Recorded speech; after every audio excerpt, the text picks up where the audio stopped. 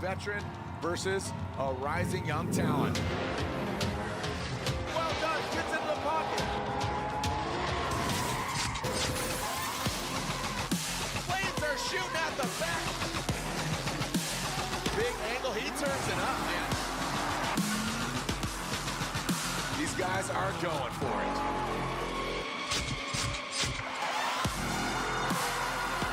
That final inside clip.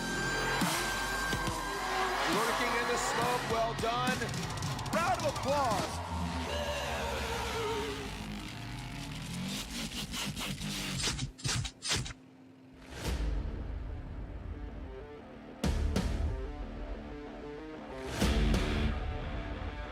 Welcome everybody to the one, the only Evergreen State Fairgrounds, but we love to call it Evergreen Speedway. This is round 6 of the Formula Drift Pro Championship. Super excited. You are all here, either joining us online or here in the building. What a season it has been, and now the FD Throwdown. The battle in Seattle, just north of the beautiful state of Seattle, where the Seahawks, the Mariners, all of it goes down, even the Kraken. But now we're cracking a good time here. We are cracking some Rockstar energy drinks for, again, round 6 of the Formula Drift Pro Championship.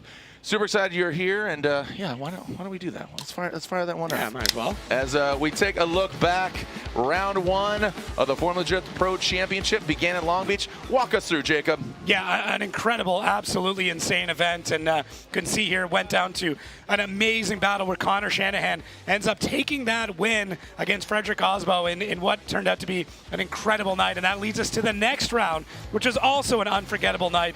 I mean, all the stars came out. Von Gittin Jr.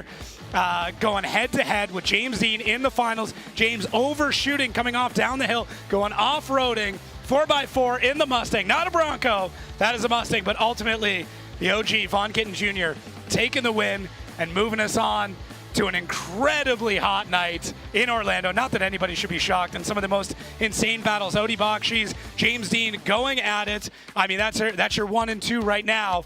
And they decided not to talk to each other after seeing each other over in Europe and said, I'll see you at the podium. And they sure did in Orlando. They manifested that. They didn't woman-fest it. They manifested it. All right. As we made our way to Stafford, Connecticut, what a track, what a sight.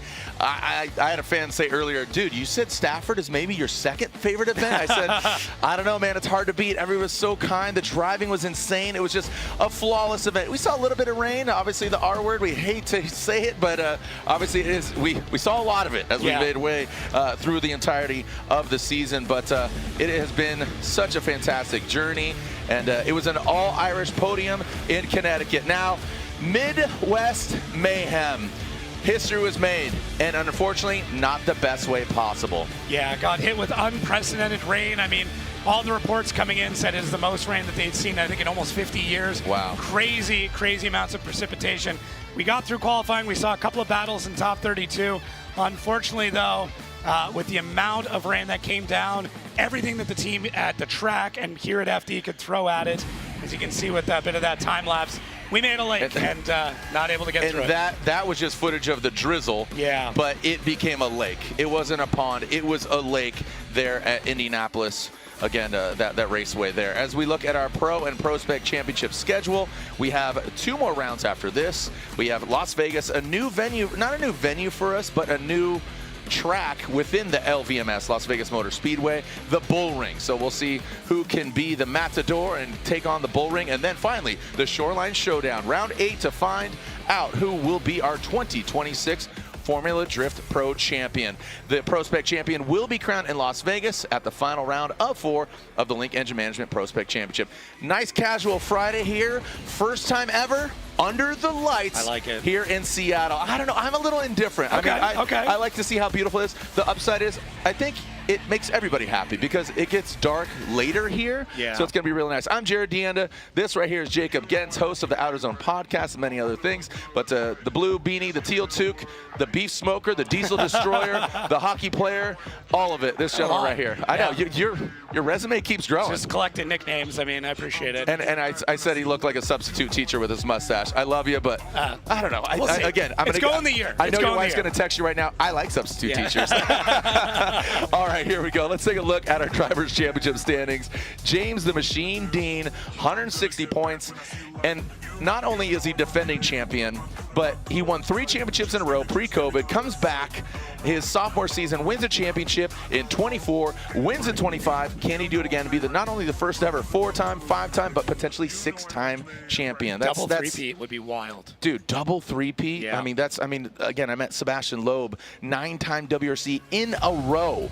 It's got to be annoying. It's one of those things like Jimmy Johnson, like, oh, he's just so good, but gosh darn it, he's good looking and he's really a nice guy, you know?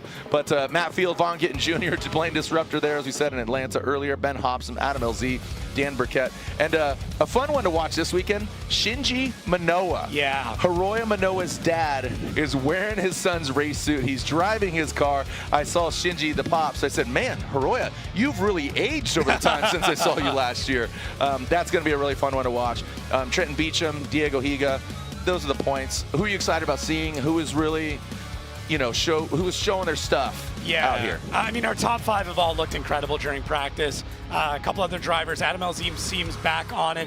Dan Burkett looked really comfortable. Okay. Love the line he was laying down. It's a lot of really, really good talent that's kind of popped its head up. But really, for me, it's that top 5. It is James, it's Odie, it's Jack, and Brandon, and Connor that have all just come out absolutely swinging. None of them have been taking insane risks, but they're all doing a great job. So take a look at this beautiful track. Couple changes this year. We've moved the start line up about 30 feet. Outside of that, not much else has changed. Massive outside zone 1. That is going to be worth 16 of the total line points. Every other zone after that is going to be worth 6. To come off the bank, a bit of a decel. Zone 2, transition with another decel after the transition into 3. Catch that inside clip on 4. You can slow down just a bit in transition before you go out to 5 and then across the line. Yeah. So, yeah, great track. So, and here we are, walking through. This is a level of technology that has never been seen before in Formula Drift, and it's introduction of the Race Data Labs. Basically, the judging system, we deem it Wally. So the Wally key points here.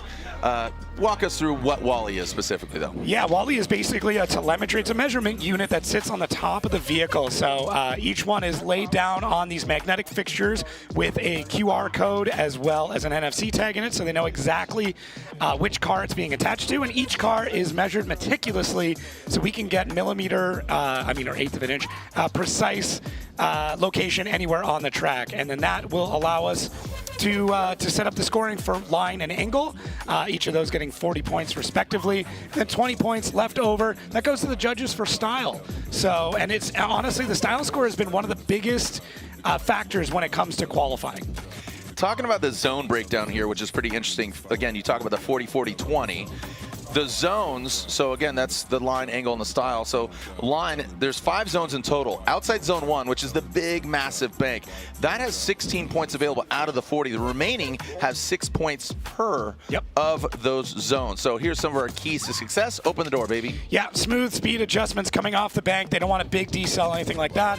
Fluidity in the power alley. A couple drivers are struggling with that, but they'll get through it. And then timing the transitions properly. They want to transition too early because you're going to come up on the inside of the zones, and if you transition too late, you're going to be dipping some wheels off. Talk about angle. Did you talk about angle and getting the max points yet? Not yet. Yeah. Okay, so 47 degrees is the average max, or basically the max for a full score. If you hit that 47 degrees, again, you hold it. If you rotate, or if you're under that, 47 degrees of angle is basically you're going to get all max of those points. Also, incompletes all initiated by the judges except for the 3 tires off. Wally is going to assist on that. So again, there are some incompletes talking about, again, those 3 tires off, straighten it out. And again, if you are a betting guy or gal, take a look here. Ooh. Courtesy of Next Bets. Look at Connor Shanahan gaining some, I wonder why Connor, Ireland's watching him. They got some momentum coming after Connecticut, but everybody got a little soaked. Got a little soaked in Indiana. But scan the QR code. Again, 21 plus, refer to affiliated operators. Again, brought to you by Next Bets. Place your bets, nxtbets.com. Surprised Turk's not on there. He's done well here in the past. There's a few drivers. So if you're a big FD fan, you got a bit of a leg up there. You you know some history, you might be able to get in there and know a bit more. And speaking of Ryan Turk is a driver that's been around since day one, or just day 1.5. He entered the conversation in Chicago, notably. Had a great opportunity to hang out with Ryan Turk last weekend at the Snap-on Franchisee Conference. Snap-on Tools, love working with them. And Turk is bidding adieu as far as a Formula Drift competition goes. He will continue throughout the season, and then he is not coming back in our 2027 season. After 23 years, we love you, we know you, and you talked about how integral Ryan Turk was even in your drifting automotive career. Yeah, I mean, for me, what really got me into drifting was seeing Ryan Turk at Grid Life, first ever Grid Life, seeing him in that white FRS back then, and I saw him come around that famous turn at Grid Life, and that was it. I knew at that moment I needed to be a little bit. It's emotional, but I knew in that moment I needed drifting to be my entire life, and here we are. All right, well, here we are. But we will be right back with qualifying here in Seattle.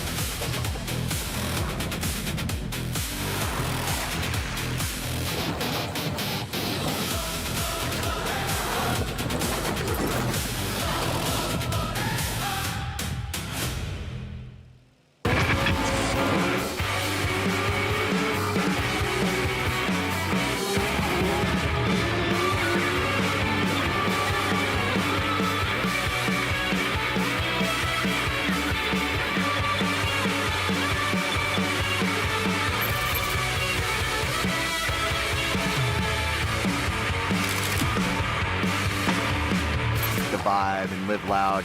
This is what we are.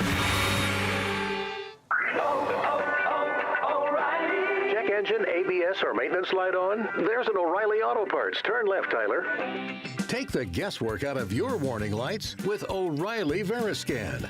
It's free and provides a report with solutions verified by ASE certified master technicians. And if you don't want to do the repair yourself, we can recommend a shop for you. Okay, Tyler, let's go fix your car. Auto Parts.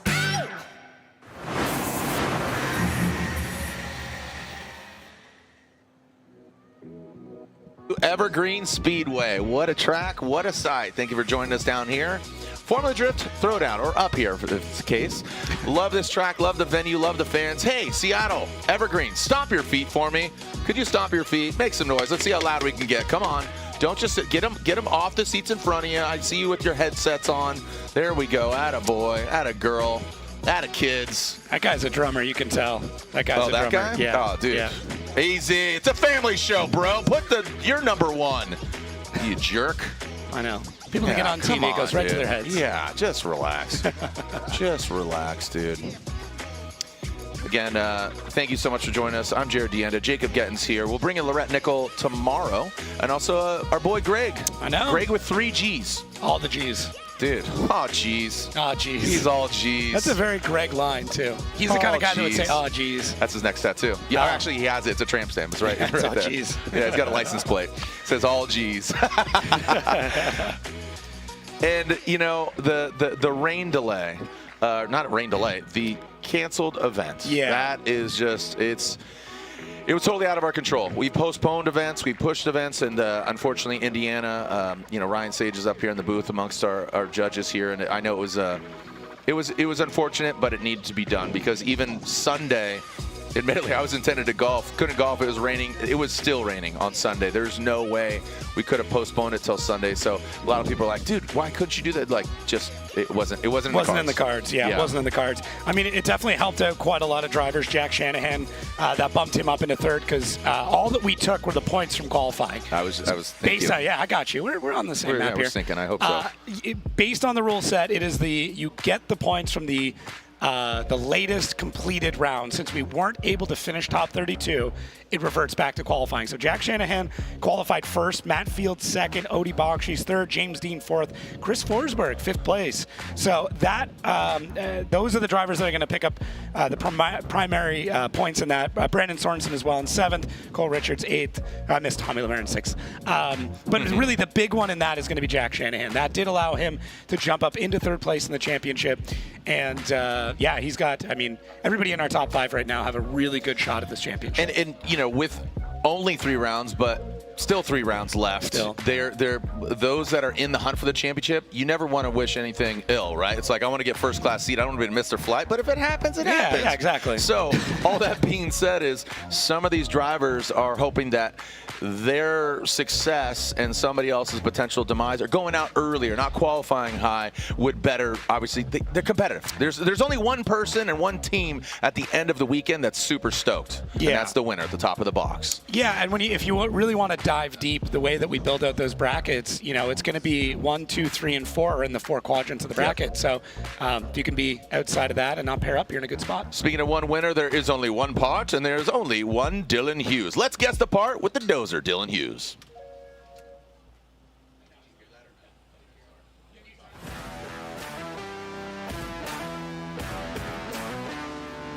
I know what we're doing, dude. Oh, I've been waiting, dude. This is exciting. You look like an idiot. Well, dude, it's a good thing I'm not guessing.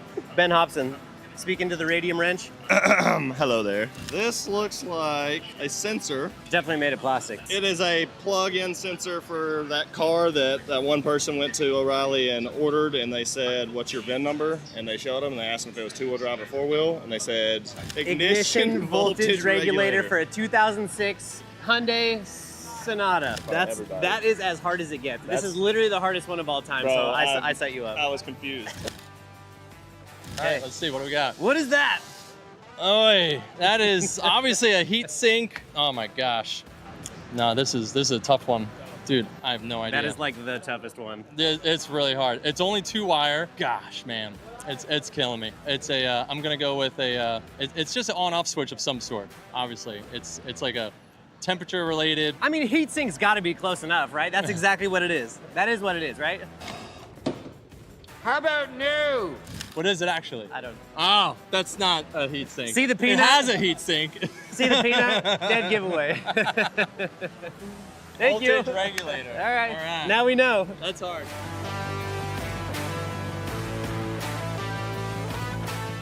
And there is Dylan Hughes getting his Royal Purple machine stacked, tracked, and ready to attack. That's what we're looking at here. Another driver did actually really well in practice. Yep. Yeah, and oh, duh, this is his home track. I know. This is his home track, baby. I mean, he's probably driven on this track more than any, I'm trying to think, because obviously Travis Reeder, but he's not competing in Formula Drift, but yeah. I would say he's driven this track more than anybody else in the field. Yeah, I think so. I was trying to remember how long Rad Dan lived up here, but I don't think he was driving that much then. So yeah, I think you're right. No, he was in California. I mean, yes, he lived up here in the PNW, but his drifting career really grew when he was down in Southern California. All right, so this is the story I was telling you earlier. You might recognize the car, you might recognize the last name, but it is Shinji Manoa. So here we go, Shinji Manoa. Shinji initiates, straightens out. That's a big correction there from Shinji as he initiates in that Njuku Racing 86. Now, keep in mind, Shinji, he's not just a dad. He is a drifting legend. I mean, he is somebody who's, he goes and exceeds that second outside zone, goes through the power out into that outside zone. He fills that nicely. Smooth, good arch to that inside clip, and then puts a bow on it into outside zone 5. Oh, what a beautiful backdrop there for Papa Manoa. throwing it down. So some corrections on initiation. You saw him, and again, don't know if that will be an incomplete. You got to think, is that a chaseable lead run if he did have somebody following him? Yeah, I'm gonna say, like off the top, I'm gonna say probably not, simply because we do have the initiation point. It looked like he was a little bit further out from that initiation point before he actually got the car to go sideways. So. Yeah, I mean, Shinji's had almost no time in this car. A legend in Japanese drifting, to say the absolute least, and over in FDJ as well. But not a lot of time to get into this car. It's been a little bit, and driving and cars have changed quite a lot since the last time he was at the high level of competition. But kudos to him to get back in here, fill in that seat for Hiro, his son, who is currently over in Finland doing some testing for some Rally 3. Yeah, looks like he's doing well too. He's a great kid. Loved him driving over here. FD. I don't know if we're going to be seeing him this season. I thought we were going to see him at least one, maybe 2 rounds, but just I'm hearing Shoreline Vegas? Maybe. Okay. Final round 8. Okay. Yeah, but obviously, just given schedules, given testing, as you said. So it's great to see Shinji out here supporting his son in many different ways. Rome Charpentier, way down here, man. That's very surprising, but he did make the show in Indiana, but got rained out in that garagistic BMW. So he definitely needs to gain some ground. But we are looking at RCP, Rome Charpentier. He got into it a little bit during practice. Got into a small little tussle. Yeah, a little incident, if you will. And car's looking a little worse for wear, but he got it back together. Yeah, the E36 is a trusty steed. Definitely a proven chassis. He's been driving a lot with Hot Pit Auto Fest. And yeah, so Shinji has received a 0 or an incomplete for that run. And I'm deducing that it was the initiation. Unchaseable. It's basically unchaseable. Didn't get up to that zone, so an incomplete. So yeah, yes, thank you. Reese is saying he initiated after the 1 cone. So basically, you could see, we'll point it out to you when Rome initiates. There's basically 3, 2, 1. You need to initiate before the last cone. There's lines on the ground and there's cones on the wall. So as he approaches, see there, boom, that's 1. So you can see Rome definitely initiating properly in between that 2 and 1. Really locked angle. Look at Rome Charpentier. He is sticking it to the wall. Nice sweep coming down outside zone 2. Flawless. Absolutely on it right now. The garagistic BMW outside zone 3. Down into inside 4. Just want to cover that yellow block with that front left tire and brings it on across the finish line. RCP, Rome Charpentier, dialed, locked, and ready to rock. Yeah, great way to get things kicked off there for Rome. A couple of little hesitations here or there. You always wonder anytime you see a car get into the wall the way you did in practice, if everything is correct. So got back out into practice later on. Not a ton of smoke coming off the car in the beginning. Would expect to see, to be honest with you, quite a lot more than what we're seeing here, given the level of these vehicles. But we can see now the points starting to stack in. So first zone, as you can see, max 16 points out of there. Zone 2, and all the rest of the zones are going to be 6 points max based on the Wally system. That is what is determining the line as well as the angle. Judges throwing in the style points on top of that. But for Rome, looks quite solid through a vast majority of this. So dials on a bit more angle before getting out to the inner zone, and then back out, and great tracing to there. As you can see, with zone 5, 5.9 out of the possible 6 points. I like that we've changed this to what the actual points are. I think it's a bit better, a little easier to understand. Yeah, no, most definitely as far as like percentage, switching over to, as we said, that first outside zone, that is amassing 16 points, and the remaining zones amassing 6 points with a total of 40. So do the math there, 6 times 4 and plus 16. There you go. So that is your line. As Rome Charpentier awaiting his score on the line, Nathaniel Chen. Nate Chen Racing, working with Jerry Yang Racing on this vehicle in conjunction. He's definitely multitasking. He has really developed as a really fantastic driver. Just his skill set is just, he's always been a really mature young man, but his driving has gotten way more mature, just more calculated, but also equally aggressive. I feel like he's got really aggressive driving effort, but he has that finesse, I think, that that we've always seen from him, but the aggressiveness, the calculation, all of it. He's really progressed well as a driver. Yeah, we were talking about his season, and he kind of mentioned that the jump up from Pro Spec has been big, and a lot of it is just the larger tire. You know, he had plenty of horsepower to be able to really spin the wheels in Pro Spec with the 255s, but now that he's up into a bigger tire, the power he's got is just not quite enough to really get the car to do what he wants it to do. So a lot more work has to go into the suspension and everything else. So it's just been a big learning curve to make it up into Pro. I think we're just waiting to get our scores in here. Apologize for the delay on that. Yeah, no problem. I want to make sure that. Yeah, come on, Jacob, get over there. It's definitely my fault. You got to unplug the router, count to 5, plug it back in. There's sparks everywhere. Shut down the trash compactor on the main containment level. Solid. Remember, you can watch every round of Formula Drift on the Racer Network. Be sure to tune in for every round of Formula Drift. And again, there's not a paid wall. It is free. I bear this. It bears repeating. I've said this. Someone's like, oh, last night I was like, oh, you got to pay for that. No, you do not. You do not. You do Scroll not. down to the bottom. There's a free option. Yes, there is. So download the app and watch Formula Drift and many other things, including Grid Life and other forms of racing on the Racer Network. Nate Chen pulling back up to the line, still awaiting the score of RCP. So again, appreciate your patience here. All right.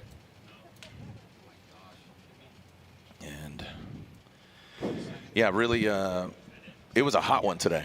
It was very warm. I thought I'll I was take going to the get heat over the pants. wet, though, all day. That is fair. That's fair.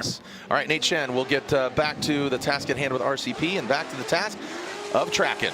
Here we go. Nate Chen initiates. Could be a little bit higher there. Again, talking about his maturity, and then there it is. Gets back up to the wall. Could be, like I said, a little bit higher there. You see him throttle in. You could hear that power. That power kind of just look at the angle of that front right. He was absolutely maxing that thing out.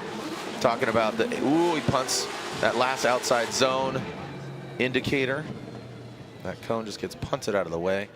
Did you hear him like come off the wall? It sounded like really bogging down, going outside zone 2. Yeah, I mean, at this point with the tires that we've got in the series, if you're running less than 1,000 horsepower, it's going to be a struggle. And Nate's kind of sitting around 800, and it's just not quite enough. 200 horsepower more, and I think it would be a big change. But a driver kind of opting not to make a bunch of changes to the vehicle going from Pro Spec into Pro, which I agree with. I mean, maybe it's not the way that you want to drive, and it's going to be more of a struggle, but to me, you know, maybe a bit more nitrous or something and he could be there. But opting not to rebuild and do something completely different, to me, is the better option. Like, why try and learn a new series, a new tire, and a new car at the same time? Cut down on the variables. So for Nate Chan, a couple of spots in here looking really good with some good scores. Zone 2 with the 5.2 points.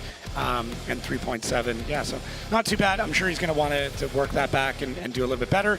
And there we go. There you go, 54.7. So line 14.7 out of 40, angle 34, and style is 6 out of 20. So, you know, obviously sitting in second, having 3 drivers go, 1 with an incomplete, and still awaiting Rome Charpentier score. We'll get back to that. I'm sure we'll tell you here in just a moment. Yeah, we'll get that as for we you. advance on.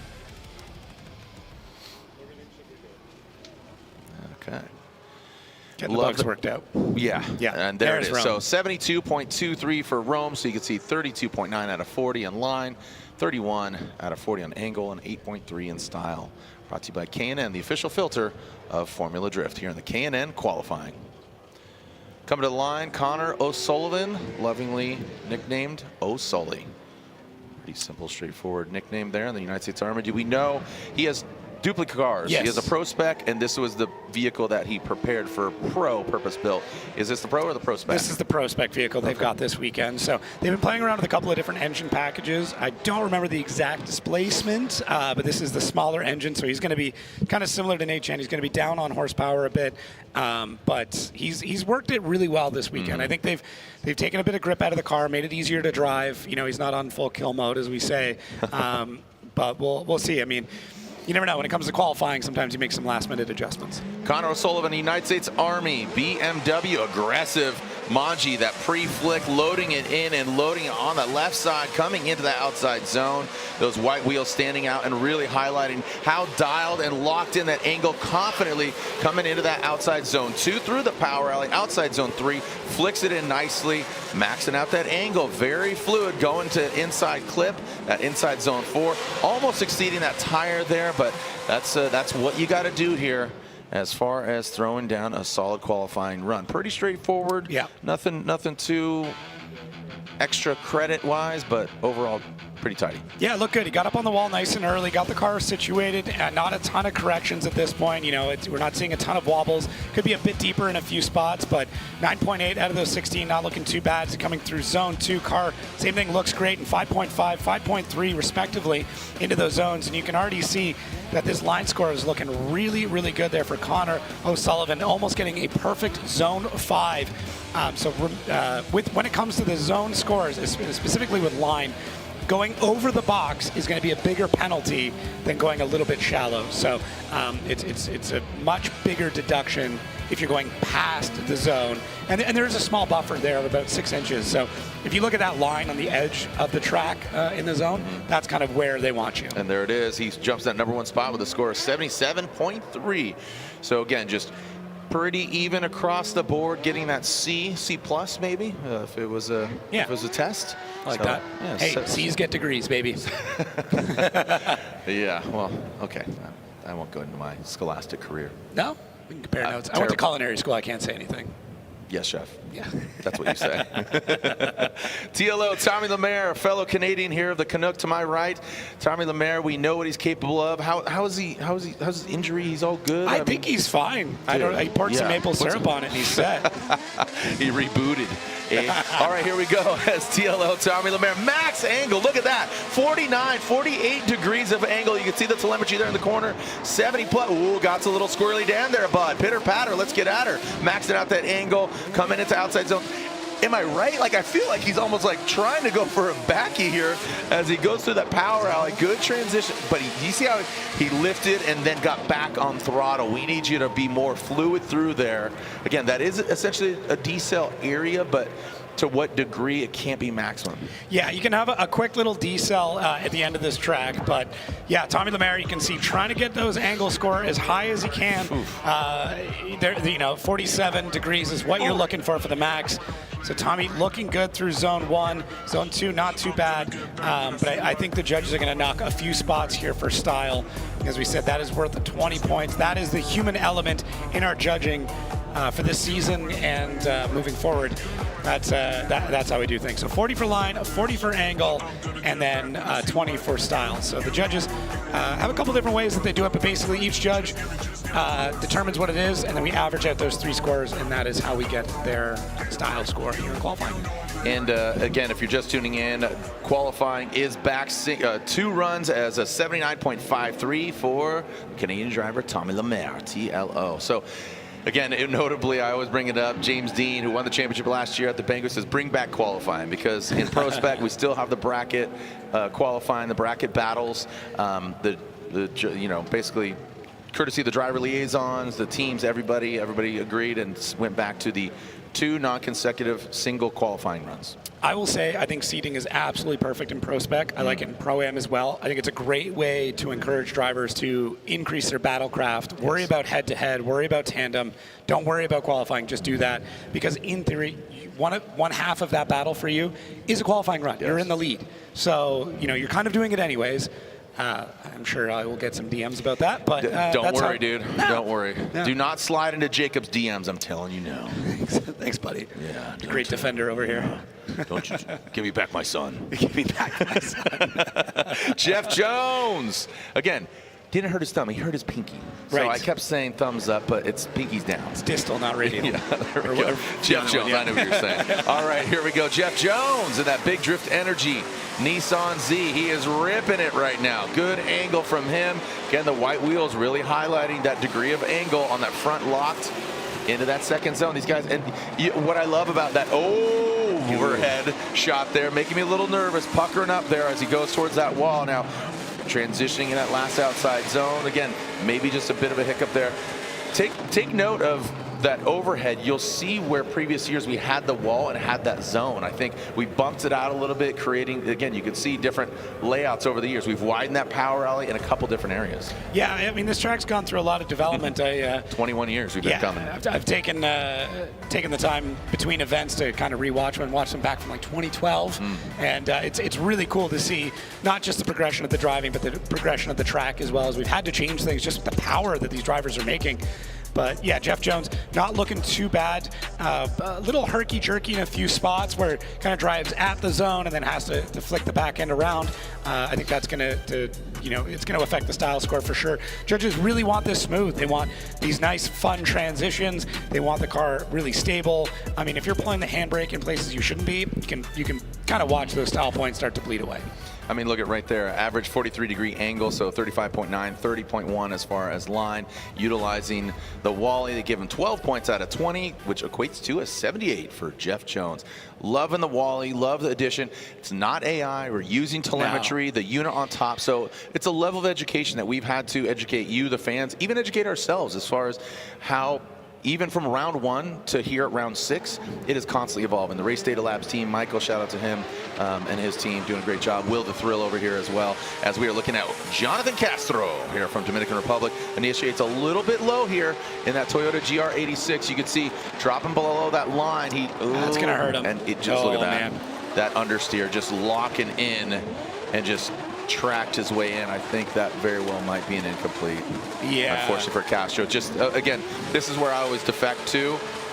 Chasing that would be nearly impossible. Yeah, and it's just not going to be a good time. So I think just that understeer alone, if you remove everything else, could be considered incomplete there. But you can already see Castro. He's way down there. The front wheels need to be where the rear wheels are on that run, and it just continues to go down. And that, to me, is a reinitiation. So I don't want to get too far ahead of myself, but it's an incomplete. Judges are agreeing. I did. I went for it, and I just said, I'm pretty sure that's going to be an incomplete. And yeah, the judges did give you a thumbs up. Yeah, well, I mean a thumbs down, but yeah. I know. But more of an X. Confirming. Yes. X going to give it to you? He's going to give it to you. Yep. Yeah, officially. Well, the judges are going to give Jonathan Castro, unfortunately, incomplete, or he earned that incomplete due to that understeer. All right, D-Mads, Derek Madison from the Midwest. Midwest is the best. Well, we saw the mayhem there in Indiana, but right now, Midwest is here in Seattle. Courtesy of D-Mads, Derek Madison, Coilover Depot, S chassis. Good, consistent throttle. You can hear a little bit of lift there dropping in. Again, there is that natural decel area with the transition. Got a little, wow, well, that's a wide one. He hung it on that wall for a while. And we'll see how that fares well for him. Again, just a little lift, gets back on it. But again, 42 degrees of angle. Thoughts, questions, comments? Yeah, I would like to see him kind of get set up in the zones a little bit earlier than he is. I mean, it's the point of this zone is to be at angle going through it, not necessarily going into angle at the zone. So first outside zone looking pretty good, wavering just a little bit. But you'll see a little bit later on what I mean by this. So Derek takes a minute to really get situated, does hang out for a long time, beelines into this inside zone, but take a look here at the last one. Kind of throws the angle on about halfway through. So, I mean, he's going to pick up the line score for it, right? And like, rightfully so. He did do, based on how the Wally system works, like he did fill that zone. Where he'll end up getting docked is going to be in angle, which you can see the average on that is 38 degrees. So he's going to lose points there, and he's going to lose points on style. Yep, so that's a level of compromise, there and there it is, it's reflected. So Wally doing the job of those 80 points, and a 67.03 slides Derek into 5th position here qualifying. Rudy Hansen. Rockin' Rudy. Rockin' Rudy. Rockin' Rudy. Pocatello, Idaho. I love saying Pocatello. Pocatello, Idaho. So it's just a fun one. It's like I can hear someone running for mayor. Rudy Hansen, Pocatello, Idaho. Like, you know what I mean? I can hear the ad in my head. I'm Rudy Hansen, vote for me. I'd vote for Rudy. Rudy's a good time. Rooting for Rudy. All right, rooting for Rudy. Rudy Tootie, fresh and fruity. Rudy Hansen comes down. You can see him initiate. He needs to get tight to that wall, bud. Come on, get intimate. as we bring it past. You can see him doing a little left foot brake there, locking up that front left tire, or front right tire, excuse me, now going in. He is ripping right now into that inside clip. See him yank that handbrake there, massage it out to that last outside zone, and brings it across the finish line. That first zone is really what's going to hurt the score on this one, and some of it just comes up to the way that the initiation occurred. As we said, we did move the start line up about 30 feet. So the goal was to have it so the drivers are clicking into their whatever their top gear ends up being, and then they're immediately initiated. Yeah. There's no stalling up, there's no holding back. And for Rudy, he was a bit track right, and we needed him to be a little more track left to get into the zone, and the car just didn't swing over for him. And then from there, you're just kind of chasing problems for the rest of the run. So this is one of those tracks where if one zone is not going well, the rest are going to be an issue for you as well. Certain tracks, like I feel like in Atlanta, you can find ways to make up for it. The keyhole kind of separates the track into two sections. This is not one of those tracks. Straightforward. Yeah. You got to stick it to that wall immediately, right before that one cone. And also adding in addition to the start line being moved up 30 feet closer to initiation point, that was decided and dictated by the driver liaisons, Ryan Littoral, Ken Gucci, and Matt Field. They speak on behalf, kind of like I don't want to use the word union to scare anybody, but driver liaisons is a term. So they worked with Kevin Wells, said let's move it up so there's no foul play and head-to-head. 56.86 for Rudy Hansen. What a beautiful backdrop. The action continues here in qualifying, and we have plenty more qualifying for run one, and then we re-rack them and track them for qualifying. But it continues here at round 6, the Formula Drift Pro Championship, the throwdown, just north of Seattle in Monroe, Washington. Jared, Jacob, we're tour guides, and the drivers are the action stars. We'll be right back. Tough, dirty hands aren't always washed at the shop or in the garage. Fast Orange heavy-duty foaming cleans the toughest dirt and grime. It's perfect for any sink, even the one in your kitchen or bathroom. Fast Orange heavy-duty foaming hand cleaner with enhanced cleaning power and a citrus scent.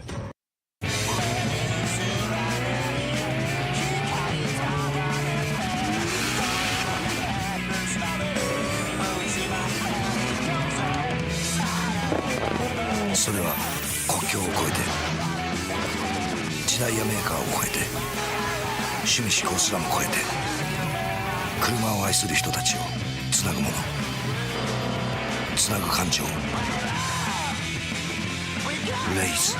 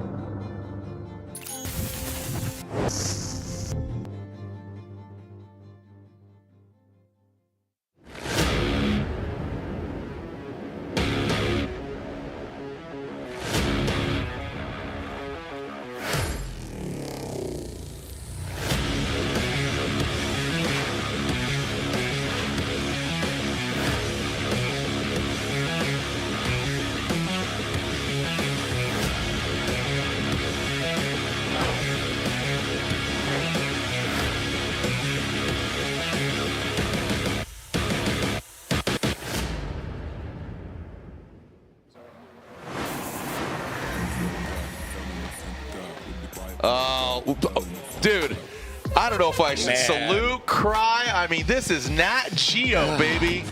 Is that the Osprey? Because there's a famous Osprey nest that I'm sure Justin epic. Smash or Aaron Jesse, but that is right over there, right in front of us. I'm gonna cry. Man, that is poetic. Where's David Attenborough when we need him? The Hawk overlooks round 6 in the Formula Drift Pro Championship. And then what happened next will surprise you. I went Dateline all of a sudden. Ryan Littoral here coming down the chute from Colton, California. The NRG G, the OG right here. Ryan Littoral rips in. Oh, man, great angle. Look at the degree of angle here. Doesn't get all the way out to 40. He does throw some more there at the end. He slows down by a little bumper tap of that beautiful paint job he's got on there. Now wraps it into outside zone 3. Coming through into the inside clip. Good transition. Firing off with, again, the infamous RB. Woo. with a 21 gun salute there. Like I said, we're going to salute this thing here. And he does. Scared the hawk off the branch. Oh, I did too. And $20 for disturbing the wildlife. Ryan Literal gets right out there for that first outside zone. One of our driver liaisons had like I said, had a hand in developing a couple of the changes with this track. So a little bit more pressure on his shoulders for a driver that would have opted for the shorter run-up. Not quite making it all the way out to that outside zone 3. Inside clip looking pretty good, and then all the drivers have been doing quite well through 5. I'm happy to see that, which is good because it means when we get to head-to-head, that's going to be a really fun part of the track. So I think some floating out there between 1 and 2, a little bit awkward, but that's once again that's going to take away a little bit from the line score and be more on the judges for style. Rest of the zones not looking too bad there from the rest of these, so judges are into it, that's for sure. What are they? They're just hyping them up. They're jaw-jacking over there? Yeah, they're fans. All right, 72.5 for Ryan Literal, 8 out of 20 on style, so down on style there a little bit. I think the correction out of 1 to 2 is going to be it, yeah. But look at angle, 37.5, like I said, really maxing out the angle, but compromise that for line, so as we are dialed in on Andy Hately. Andy Hately, the drift wizard. See what kind of magic he can do as the sun sets. The wizard steps up and rises close to the wall. Comes down a little bit. Oh, you see them waggling there just a little bit, coming down power alley. How he's going to manage. A quick little correction, brings it on in. The drift wizards, the whiz kids following him, cheering him on.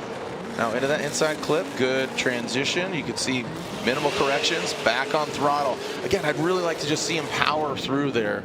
That inside clip to outside zone 5. Yeah, you can definitely do it. You might need a bit of a lift just to get the car to snap back around. I mean, you can steer through the transition, but a lift's going to really get the car to snap.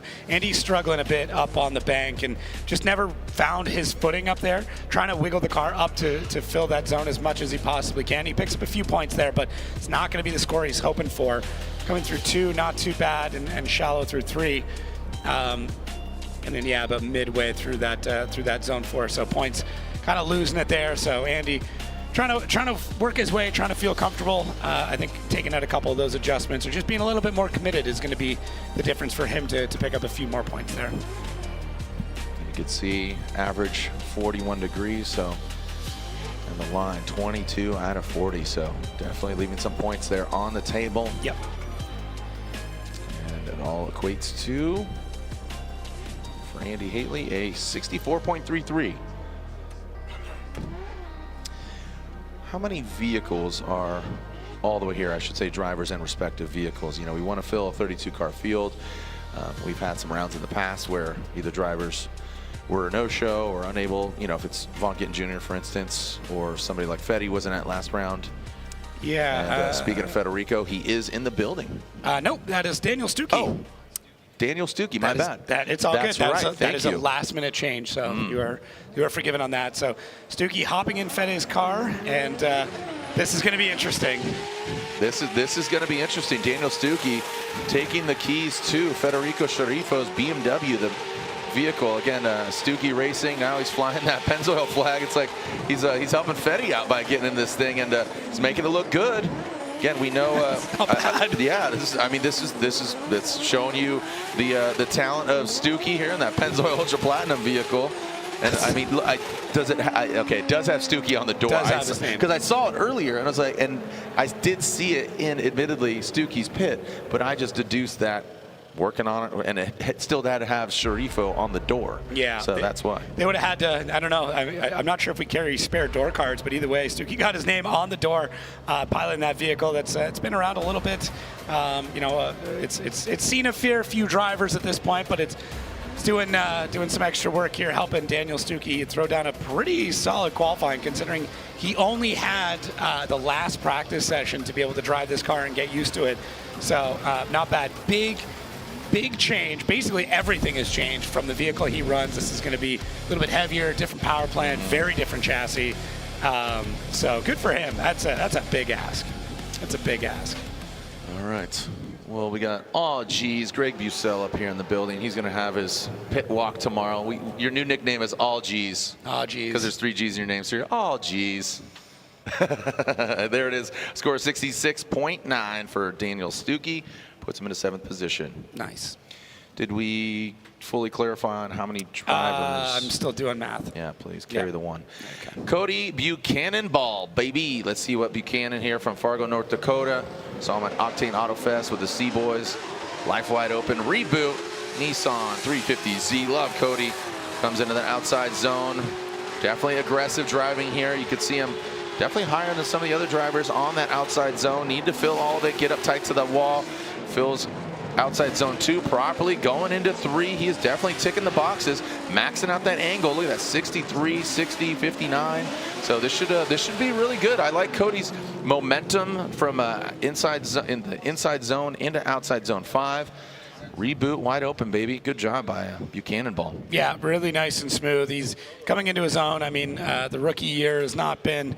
I mean, it's been good. I mean, let's be honest. It's actually been really, really good for him. Sitting 21st overall. There's a lot of rookies that barely even crack into the 20s and are usually sitting at the very bottom of the pod. So for Cody, this is looking good. But I love the throttle commitment. I love that his transitions, when he gets them done, he lines himself up for the next zone.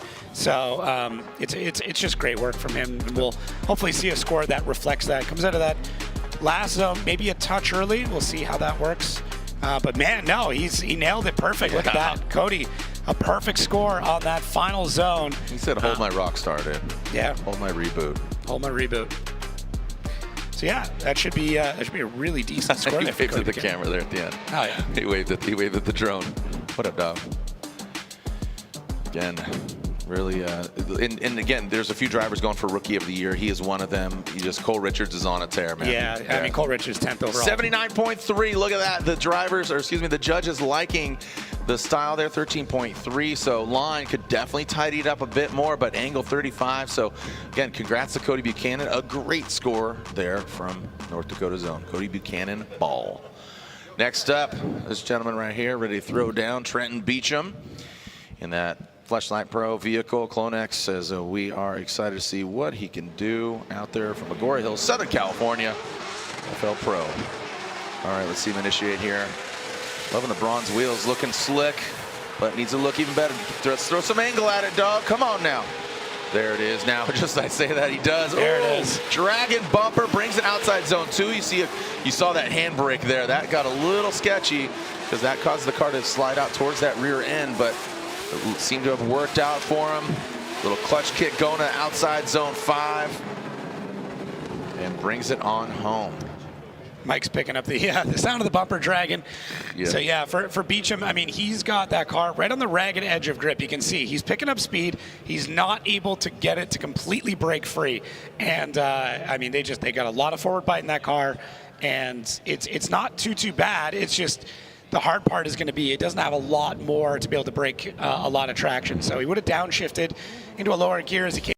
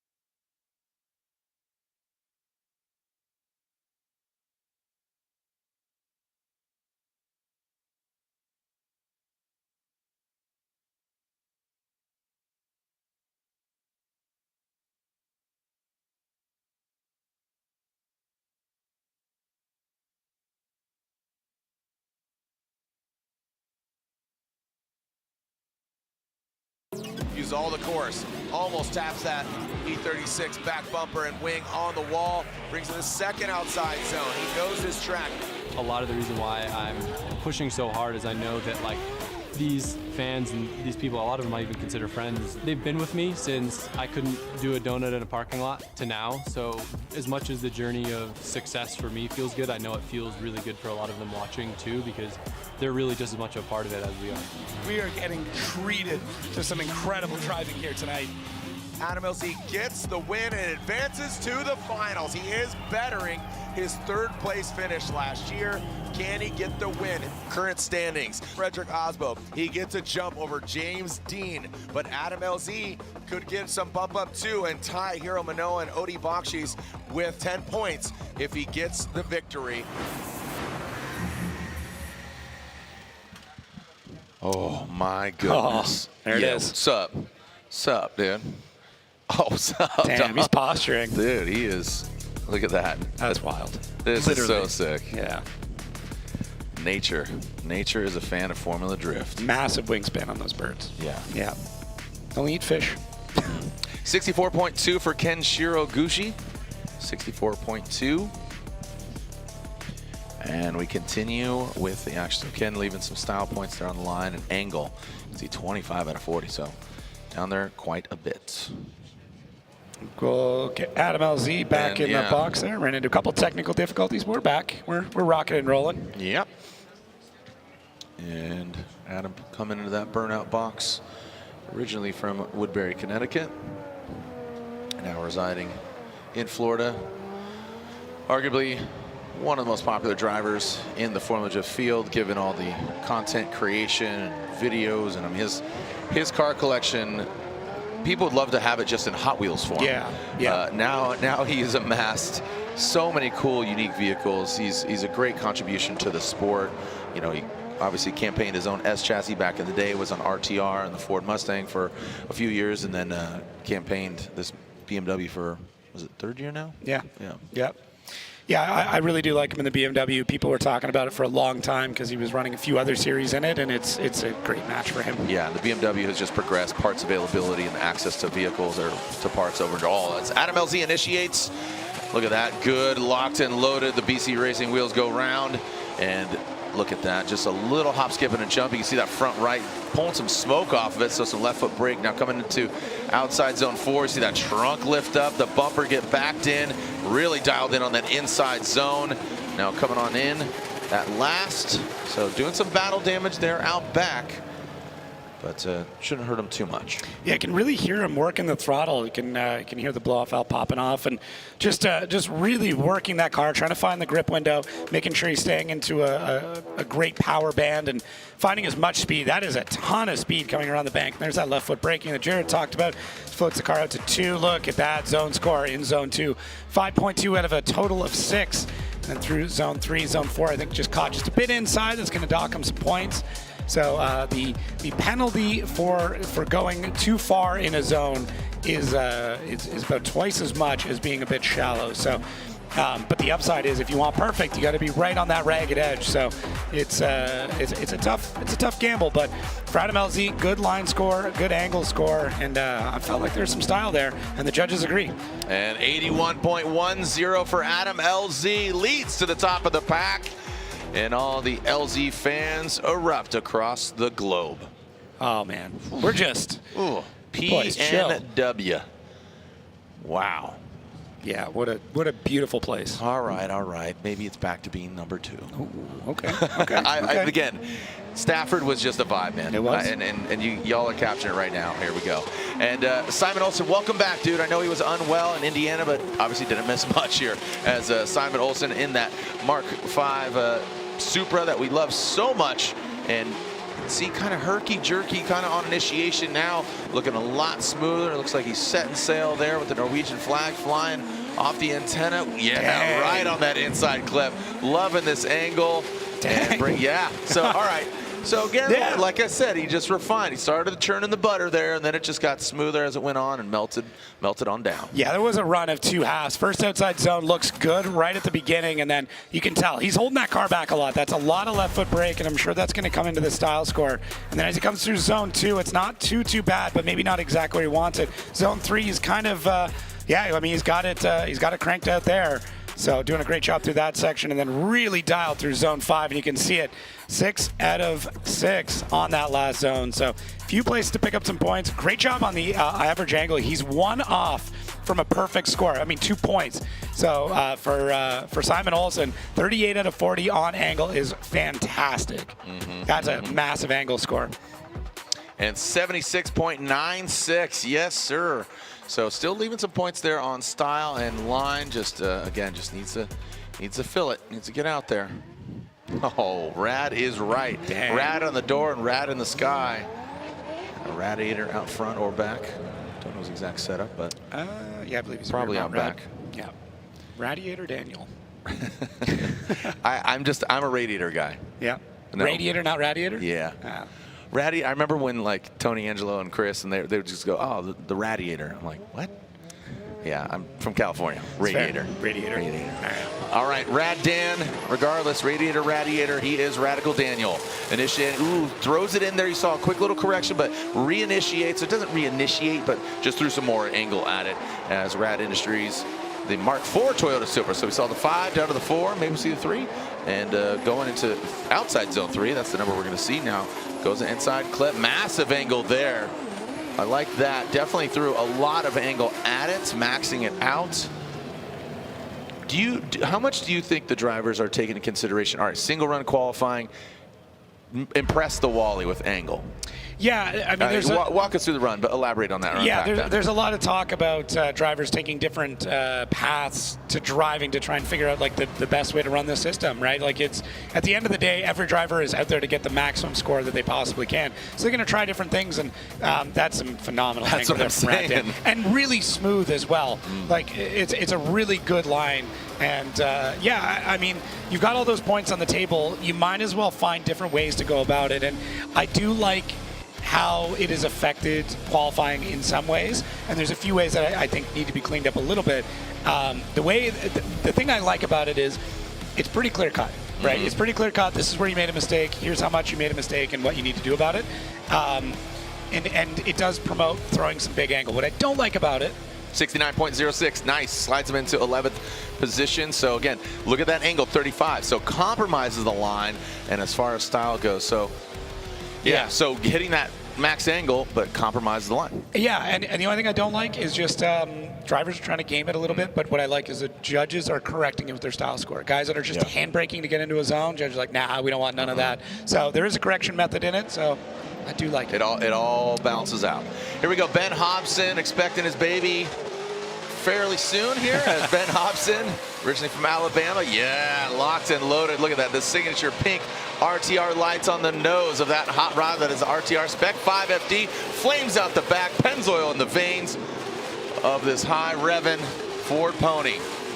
Ooh, nice on that inside clip. So there's that good, again, compromise. You saw it go in, not maxing out the angle, just ripping on through. Very, very concise run there from Ben Hobson, and the crowd erupts. That is a loud car. And if you have not, the RTRs are now, I think, you think the loudest? Yeah. Literal and probably the Stangs? Yeah, I think it used to be Audi, the S chassis. It was really JTP nasty. was the most JTP was obnoxiously ridiculous. loud car. Love you, JTP, but loud. He perforated my left eardrum, believe it or not. I'll tell that story later. Yeah, please. Yeah, Ben Hobson looks really good in this. He's very precise through a lot of it. Would like to see him deeper through that zone. But I mean, coming off a Connecticut that looked really good for him, kind of a breakout event, just finally hitting the stride that we all know he can hit. I mean, he had one of the most dominant seasons in Pro Spec ever. I mean, when you talk about Pro Spec drivers, he's got to make the top 3 conversation every single time. And it's been some teething pains in the RTR, as it was for every other driver that stepped foot in that vehicle. James Dean, I mean, literally his freshman season. Adam, Chelsea. Yeah, all of them. 77, a 77 for Ben Hobson, slides him into 6th position. I have to assume Boss Man. Tuning in. Yeah, tuning in, Von Kitten Jr. Yeah. VGJ. VGJ. VGJ. Yeah, JTP backfired in Atlanta when I was working media, and I turned my head the wrong way, and the backfire went in my ear and perforated my eardrum. So I actually have bad hearing in my left ear because of JTP. What? Yeah. What? No, I said what? Yeah, well, I read lips now, so it's fine. No, I'm surprised I've gotten hearing tests, but yeah, we'll get it. It's a bad joke. It's a bad joke. Here we go. Matt Field, the Beast in the Bay. Scarp's cheering him on, and his whole family cheering him on. The Borla Performance Corvette. Again, it just, love that. Love the angle there. Locks it up. You saw a quick little correction there into outside zone 2, going to that power alley, transitions outside zone 3, tracking him down. You can see Calm feeding the wheel there with those Momo gloves. Now in that last outside zone, big angle, and comes on home. The GT radial spin one last time, the tire agent, and of course the heat wave. It has been a heat wave here today, so throw in those shades, those goggles, heat wave visuals. Yeah, I'm wondering if the track is starting to grip up a little bit, and we can see it here with Matt Field, where the car is biting quite a lot, and you can see it there again. I mean, he's on throttle, the car is understeering. He does a great job to correct it. A really good Zone 1 score, 11.9 out of a total of 16 possible points to that section. So Matt's going to feel pretty good about this one. Great job on the angle. I just think it's going to be, I think this track is starting to grip up. We've never run it this late. I think we would have wrapped up already. And what it's meaning is that the car wants to bite more forward. When you throw it sideways, it might check up a little bit faster. So basically, there's just more traction that everything is making. So drivers are going to have to make some adjustments into their second run if it keeps going this direction. K&N qualifying, and Matt Field, one of the K&N pilots, gains a 76.13. You can see it all equate to putting him into 8th position for the Drift Cave Head Caveman. Head Caveman. He's just a caveman. Borla Performance, GT Radial, Heat Wave, the Beast from the Bay, 777. Up to the line, Shanahan's. It's a Shanahan, excuse me, Cole Richards. I apologize. I think I've done that to him before. I apologize. Okay. Just overhead, the red and the black, almost very similar to his Pulsar Turbo. But Cole Richards, definitely a leader for Rookie of the Year in that 86. Yeah, riding it to the wall. Cole Richards, unflappable right now. Good angle, just hammering down. Look at the angle. Fluid, not lifting at all, going into outside zone 2, into the power rally, tapping those brakes, working on in. So again, not hammering it down, not using that handbrake. Very fluid, very fast, a lot of smoke, absolutely bellowing out of the back of that 86 BRZ, FRS, whatever you want to call it. I'm going to call that a good run. It was a great run. It was a solid phenomenal run from Richards. Look at the evidence in the sky. Yeah, man, Cole, it just continues to impress every single run this season. He gets better. He's such a calm driver. He's so chill, and he's a phenomenal driver. 13 out of 16. I believe that is our best Zone 1 score we've seen thus far in qualifying. I mean, the points on the board are going to tell you exactly what you need to know. I mean, there's a slight room for improvement here or there. Not much in Zone 5. 44 degrees of angle. I mean, and the lack of corrections, the lack of handbrake. Uses some left foot brake off there, but he's not even really decelling, right? Like there is a decel zone there, and he's just not doing it. So Cole Richards.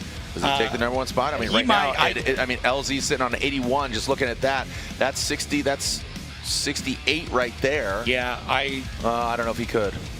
Yeah, it'd be tough. I mean, it'd be tough. Here we go. So 80.96, so just barely. So 32.5, 36, and 11.6. Oh. But hey, great run, Cole Richards. That's going to be a hard act to follow when it comes to tandem, because again, we're talking about qualifying. This is where you rack in when it comes to you can't win in qualifying. You can only win in head-to-head. So Cole Richards, congrats. Great run. Slides in a second. An OG, Chris the Force Forsberg in the Destin Industries all-new Z. He's on Kenda Tires, originally from Doylestown, Pennsylvania. Let's see what Forsberg's got. Just won his class, Vegas Arena to Vegas. So cool. In a truck. Yeah, very cool. So Chris the Force Forsberg. Again, that left foot brake. Look at that right front is just locked in. Let's see what we got here. Into the second outside zone, the power alley. Transitions to outside zone 3, very fluid, going 2 to 3. And again, this gentleman, a ton of tires being burned here at this track. The Optima battery providing the spark for Chris Forsberg. Again, a veteran, a 3-time FD champ, a legend in the sport. Yeah, an incredibly consistent driver. We always go back to that championship where I don't believe he won a single event, but he still won the championship. And Chris here looks very consistent, although another driver I think is struggling from the grip that's coming in, and you can tell like where they're expecting the car to float to, it's not. The car is biting in a little bit sooner, and as they're putting down the throttle, the car is just shooting forward, I think, faster than they're expecting. So I really do think that we're at a point right now where the track is tacky, it's grippy, and they're just, you know, they're expecting it to be different than what it is, and the setup is not quite there for it. Because, I mean, of all the runs I saw from Chris Forsberg, this definitely isn't ranking. And this is the view that the Wally's got, so this gives you an idea, and I think that's kind of indicating how Chris might have caught the wall just a little bit. And you can tell the green coming through there, that is going to be acceleration. The red is going to be decel. And you can see that gradient as they accelerate and decelerate. And there are those blue lines coming up behind it. That is where the vehicle is. So kind of, you could remove the car completely and still understand where he's going. Oh, so sweet cotton candy sky there for Chris Forsberg. So leaving some points on the board, but still finds himself in 17th position with a score of 66.7. See the analytics and the statistics there. Zone 2, definitely missing that one, 1.7 out of 6. And we will advance on with qualifying. But before that, let's go to break really quick, and we'll continue on when we come back here at round 6 of the Formula Drift Pro Championship. Currently sitting number 1, Mr. Adam LZM. You know him, you love him, and there he is, our currently number 1 in qualifying in that BMW. Can somebody knock him off? Plenty of opportunity when we come back here to Evergreen Speedway. At the limit, performance tells the truth. From the drift track to off-road to the open road, Kenda engineers its tires where failure is not an option. Vesda Performance, Cleaver all-terrain, one engineering standard, professional grade. From the podium to the pavement. Kenda, find your retailer at kendatire.com. Through this lens, I catch details others might pass right by. Some might see a car. I see tuners taking care of what they love. The care poured into every engine. The trust in Pennzoil to keep it running strong. This moment, these drivers, the machine under this hood, that's what lasts. Engine protection for the lifetime of your vehicle. Pennzoil, long may we drive. Available at your local O'Reilly Auto Parts. With the Canon ImagePrograph Pro 1100 professional photo printer, my images come alive in print. What I see through my lens is what you see on the wall. Vivid, detailed, and accurate.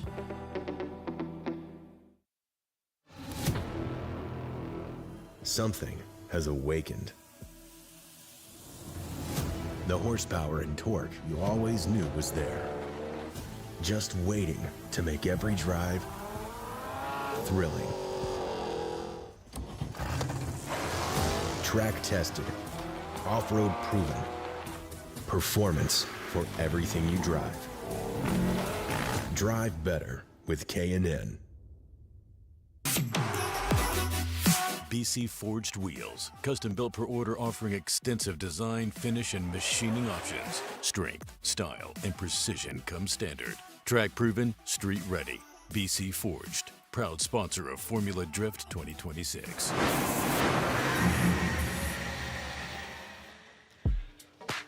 Welcome back to the beautiful backdrop that is Evergreen Speedway, the Formula Drift Throwdown, round 6 of the 8-stop championship. After this, we continue on to Las Vegas, and all culminates on the streets of Long Beach. Not too far from where we have round 1, but it's called the Shoreline Showdown because we start on the infamous Shoreline where they've had Formula 1 and most recently IndyCar, sports car, all of it at the Long Beach Grand Prix. So excited to culminate another season, our 23rd in total, as it all began in 2004 at Road Atlanta, many moons ago. Many moons ago. Ryan Hampshire Turk. Ryan Turk, we love you. The Rain-X Toyota GR Corolla, one of the Rockstar energy drink pilots. Again, hung out with him and saw the GT4586 and the Stout at the Snap-on Franchisee Conference. Build it, race it, fix it. That's their promotion right now. And that couldn't be any further from Turk. I mean, there's an adjective. It's called turked. Yeah. So I mean, Ryan drives hard, man. There was a series called. So again, lovingly, things and cars can get turked, but he's going to try to turk this run. So turk it to work it, baby, right now. That Rain-X Toyota GR Corolla. Ryan Turk hanging up his helmet after this season. But here he is again. There's that grip that you're talking about, Jacob. Goes into that outside zone. Now comes that power alley, yanks that handbrake, massages it into outside zone 2. But he is flying. Look at that battle damage on the driver's side door. That hot hatchback getting nice and tidy to the outside zone. Whoa, we got a good tire fire. An unsignature move from that vehicle there. But look at that thing, just comes on in. Man, he looked possessed. Like that looked intentional and aggressive. It did. It looked very aggressive, which, I mean, it's a good look on Turk. Style. Yeah, I like it. I mean, he's not an aggressive dude. He's a pretty chill, laid-back guy, but when you get him behind the wheel, he can definitely rip. That's for sure. He's had an entire career of it, and it's you know, with every run that goes by, it's one more that we get to experience and a little bit closer to unfortunately not seeing him for a full season again, but. For Ryan Turk, a lot of good zones in here. Without sounding like a broken record, I do think even that tire fire kind of gives you an idea of just how much traction is being put down at this point. So Turk having to make a lot of adjustments, get some left foot brake in there to get the car to rotate around and transfer to where he needs it to be, catching that inside clip. And there's that tire fire, little backfire. I don't know where the exhaust exits, but maybe they pointed towards the wheel. Yeah. I haven't seen that from the Corolla. I mean, just over the years. I mean, Frederick Osbo drove that vehicle. They changed the motor out. It was the 4-cylinder, switched it out to basically the super motor. The 4AR, which is yep. So What's funny is like his and Freddie's sound so different. Like the two, it's the same engine. It's weird, huh? Manifold design. I had to ask Steph. Of course. Why? Like I don't like. It sounds like two different engines. It's a trumpet. It's a trumpet and a saxophone. Yes. Yeah, you are. Yeah, you're not far off. There you go. Yeah, Ryan sounds like it's yelling. Like when it hits, when the wastegate opens. We're about to hear it, right? Yeah. I mean, here we are taking a look at Frederick, the Norwegian Hammer Osbo, another 3-time champion, another rock star driver. As Ryan Turk's score comes in at 74.06, so puts him into 10th position. Look at a happy-go-lucky fella. And Frederick Osbo, the Norwegian Hammer, the rock star energy drink. Toyota GR Supra, the Mark V. Again, we were talking about Freddie kind of maybe not looking like himself in Indiana. Let's see if he kind of worked out the bugs and worked out the kinks, and obviously drying out here, thawing out in this beautiful weather here in Seattle. Nice angle from Frederick Osbo, consistent with the throttle. Look at that flow, a little yank of the handbrake as he gets focused and dials in. So does the camera into that outside zone and taps that left foot brake. I mean, very reminiscent of what we saw from Cole Richards. And again, you see the fluidity. And again, smoke is not a criteria, but it's indicative of throttle, wheel speed, and obviously drifting, because it's about side bite, getting that forward and getting that side bite, getting that car moving. But the smoke, you could see just a good, consistent smoke trail, as we've called it over the years. Yeah, and it can let you know kind of what the car's doing. I mean, this lets you know he's on the left foot brake, and when you don't see a ton of smoke out of the back of the car, it means that the wheel speed's a bit lower, and they're usually making a bit more traction, a bit more forward bite, and when the smoke disappears, it means they're off throttle. So it gives you a great idea. Freddie using a lot of throttle through so much of this zone, and I really like how fluid and how consistent it is. He does. It feels like he's back on this one. I had a great chat with him this morning, a nice hangout. We haven't had a good, kind of wrap-out session in a bit, so it's great to catch up with him. And he's feeling good. He's really enjoying everything going on in Europe, and is putting his hands into Gatsbill and a few other projects that we can't quite get into on the show, but he's feeling good. He's feeling good. And that's you exposing all his stuff. No, just he's in a good headspace, and you can tell how well a driver's going to do by the headspace. Yeah, and there he is sliding into a good position. Slides into 5th with a 78.26 for Frederick Osbo, the Norwegian Hammer. Seeing some of the fans, I love they bring out their RC cars. Got a trailer. Yeah, that's super so cool. I think that's, do I see an Adam LZ RTR on there? That's so cool. Yeah, that's great. Yeah. All right, and now we're looking at Dylan Hughes. Again, he's from right here. This is essentially his home track. He's turned and burned probably more than any other driver out here in that royal purple O'Reilly Auto Parts BMW, his #1 qualifier a few rounds ago. So he wants to get back up top and take down Adam LZ in that #1 qualifying position into that second outside zone. Nice job from him. And again, like you said, those conditions changing. Maybe the drivers seeing other drivers how their vehicle is reacting. Oh, we got tire debris on the drone there of Justin Smash. Almost threw. I didn't know Dylan Hughes was Spider-Man. Dude threw little webs at him. Yeah, it's trying to get off my tail. We had Dylan Hughes looking really smooth, and I mean he always looks great at this track. Look at that initiation, right into the wall, gets the car situated. He's got to work it a bit. He's on that left foot brake. That's what you'll see when you see some smoke coming off the front wheel. So he's got his right foot on the throttle, his left foot on the brake. And what that'll do is it'll slow down the front end and allow you to keep the car drifting without it shooting forward and losing angle. So it kind of lets you know the car wants to go forward, it wants to lose angle quickly, and the driver's trying to keep the back end stepped out as much as they possibly can. So one of the many tools that these drivers have that they can use to make sure the run looks good, that they fill all the zones, and Dylan Hughes working it quite well. A few spots where I'm sure he'd like to pick up a few more points, and there it is, that little bit of rubber. Justin Smash flying through it though. Love it. Doesn't faze him.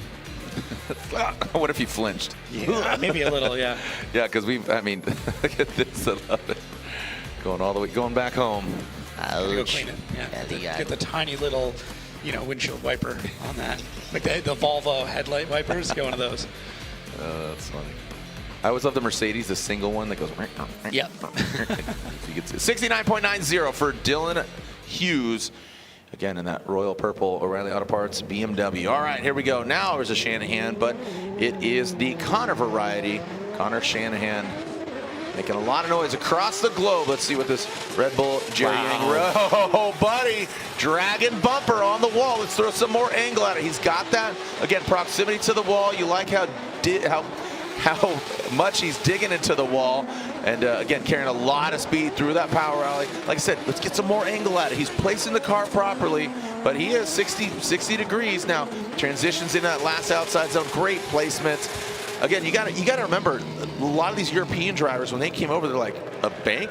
Like they never drove it. They're like flatland killers, right? So when Connor, Jack, like a lot of these European drivers, when they learn banks, that is very, very dangerous. Yeah, and I think, he's done such a great job of adapting to it, and now a couple of seasons in, he's just continued to get better. But look at how stable he is on that first outside zone. As you said, not a ton of angle. Use a little bit of left foot brake here and there, but look at the line score on it, 13.5. Zone 2 gets into it late, and that is going to hurt his score pretty heavily. Ooh, almost perfect. But yeah, through the rest of it, it looks really good here for Connor Shanahan.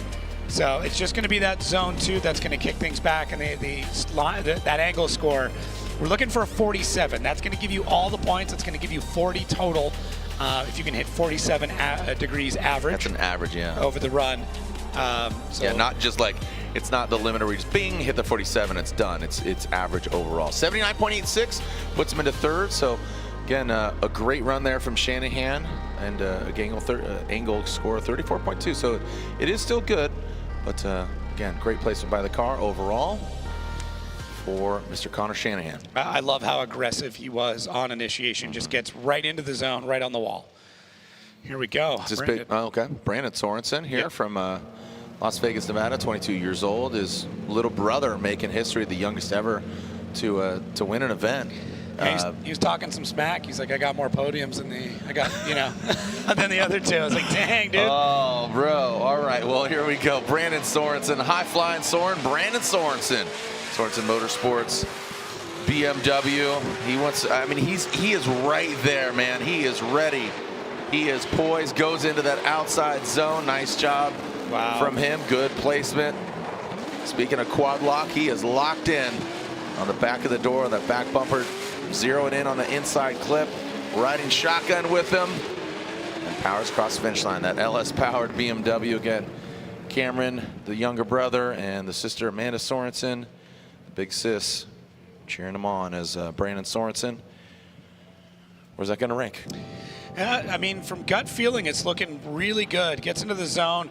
He's really holding. He's trying. I think he's, as every driver should be, trying to pick up as many points to that big, massive zone. He does. 14.2. That is huge. Zone 2 looks great. 5.4 at his 6 through there. 5.7 in zone 3, and then really on the inside there through zone 4. That's going to be a 4.9. 5.8. This is shaping up to be an incredible run here from Brandon Sorensen. Just a few spots that he needs to clean up a little bit of depth in a couple of zones and maybe a bit more angle, and we're looking at an incredibly high score. And I think the judges, style-wise, there's not a lot here for them to dock. There's a few points where I saw him catch the handbrake, maybe in a spot that the judges wouldn't like, but he's on throttle, he's fluid, he's committed, the initiation looks good. This is looking like a really good run. Oh, 86.36, and there you go, Jacob. You called it. Pulled out the crystal ball, and there it is. Brandon Sorensen, 36, 36.7, and 13.6. The judges liking it. So an 86.36, B. Sorensen up in the place to be. Be real. Brandon Sorensen is now your #1 qualifier. Plenty of drivers, again, are currently ranked high drivers right now, are about to throw down because Mr. Jack Shanahan currently sitting third. After that, we got Odie Bakshis and, of course, James Dean, and we'll re-rack them and start from the bottom and work our way to the top for another run. Here we go. Jack Shanahan, that Pulsar Turbo Systems, the PSR BMW. Nice job by Jack, and look at this. All right, Brandon. Here, this is Jack's style. He's just going to level up to this. And again, you can't win in qualifying, but it's bragging rights and some points richer, depending on where you qualify. Goes into that outside zone 3. Good angle, good fluidity, aggressive driving there from Shanahan. You can hear him just banging on the rev limiter. Big Jack Shanahan, a crowd erupts. They're liking that thing. He is definitely loud and proud. Yeah, it's amazing how both brothers, I mean, they're incredible in their own right, but they drive so differently from each other. And it suits, and especially when we get, the honor of seeing them go head-to-head. Look at Jack working that car just a little bit, but he's trying to find as much of that wall as he possibly can. Not quite as the score that maybe you would have hoped for through zone 1. Zone 2 not looking too bad. Zone 3 is very smooth. There it is, a perfect zone 3 through 4. Not quite. I think he just overcut it on that one. But look at the average angle, 46 degrees. That is massive. Yeah, it is massive. One off of perfect. That average, 47. You're going to receive all max 40 points for angle, utilizing the Wally created by Race Data Labs. Yeah, and that max score, I believe, is what they would have seen in practice, and I think they'd bump it up like 1 degree. We got to push these drivers 83.7, so they're liking the style. And to your point, how would you describe Jack versus Connor? You said they have different styles. How would you describe Connor's driving? Connor's is aggressive, but it is very smooth, whereas Jack's is just very aggressive. Punch in the face. Massive snaps. Yeah. Yeah. Connor's going to be jabs. Jack is a right hook. I like it.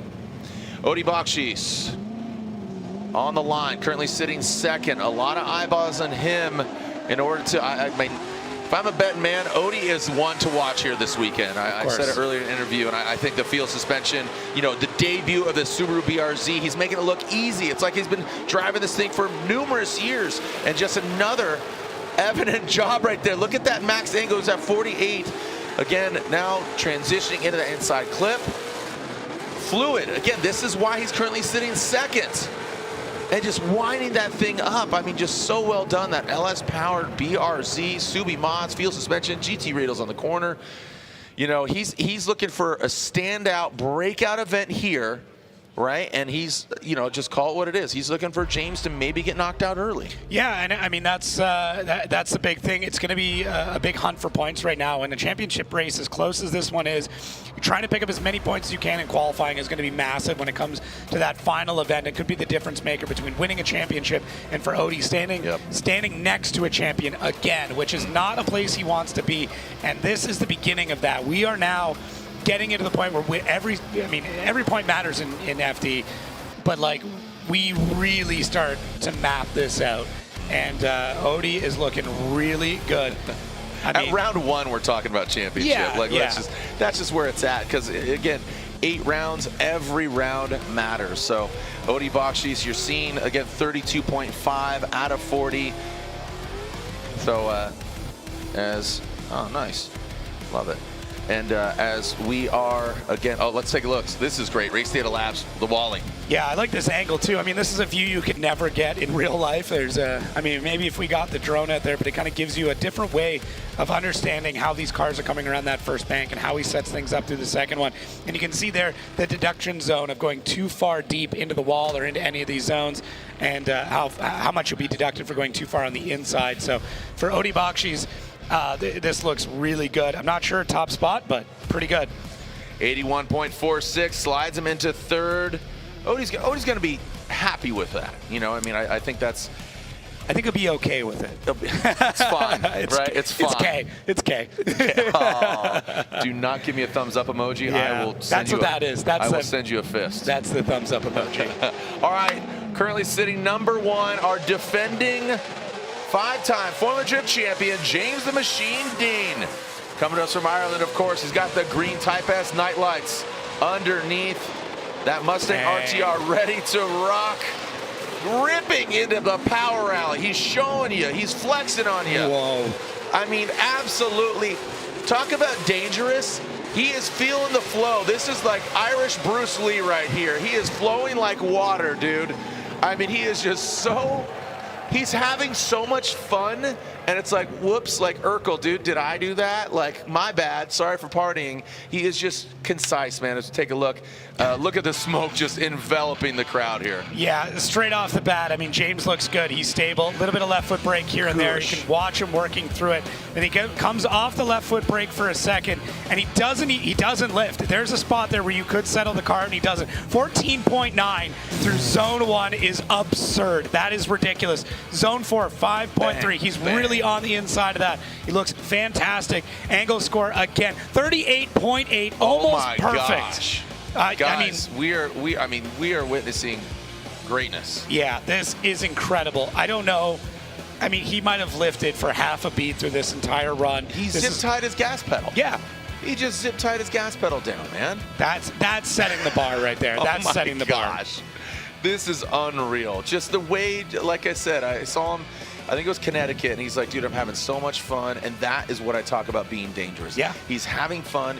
He's in the weapon of a car. He's figured this thing out. It's the formula of another championship. Yeah. And that this is where, again, Odie Bakshish is hoping that he makes a mistake, and there it is, 83.43. So still, look at that, style 10.3. Too clinical, too concise. I mean, again, 10.3. What was kind of lacking there? I'm not sure. No, I'd have to defer to the judges on that one. All right. Well, when we come back, I'd love to talk to Reese after all the runs. You know, Reese Marin alongside Vernon Zvanveld and Brian Eggert, and Robin Sheeta is in the building. But take a look. These are our qualifying results after run 1. So we're going to re-rack them and track them once again. 2 qualifying runs, but Brandon Sorensen, our #1 qualifier as it stands. But we got plenty of tire, we got plenty of fires when we come back here to round 6 of the Formula Drift Pro Championship. Looking for a college where you can learn by doing? The University of Northwestern Ohio puts the wrench in your hand and your future in motion. I would recommend UNOH to anybody who wants to excel in this industry. With industry connections, cutting-edge equipment, and programs in automotive, diesel, high performance, robotics, and more, this is education that works. You will come to this school and you will leave 10 times what you were when you came here. Apply now at unoh.edu. At the limit, performance tells the truth. From the drift track to off-road to the open road, Kenda engineers its tires where failure is not an option. Vesda Performance, Cleaver All-Terrain, one engineering standard, professional grade. From the podium to the pavement. Kenda, find your retailer at kendatire.com.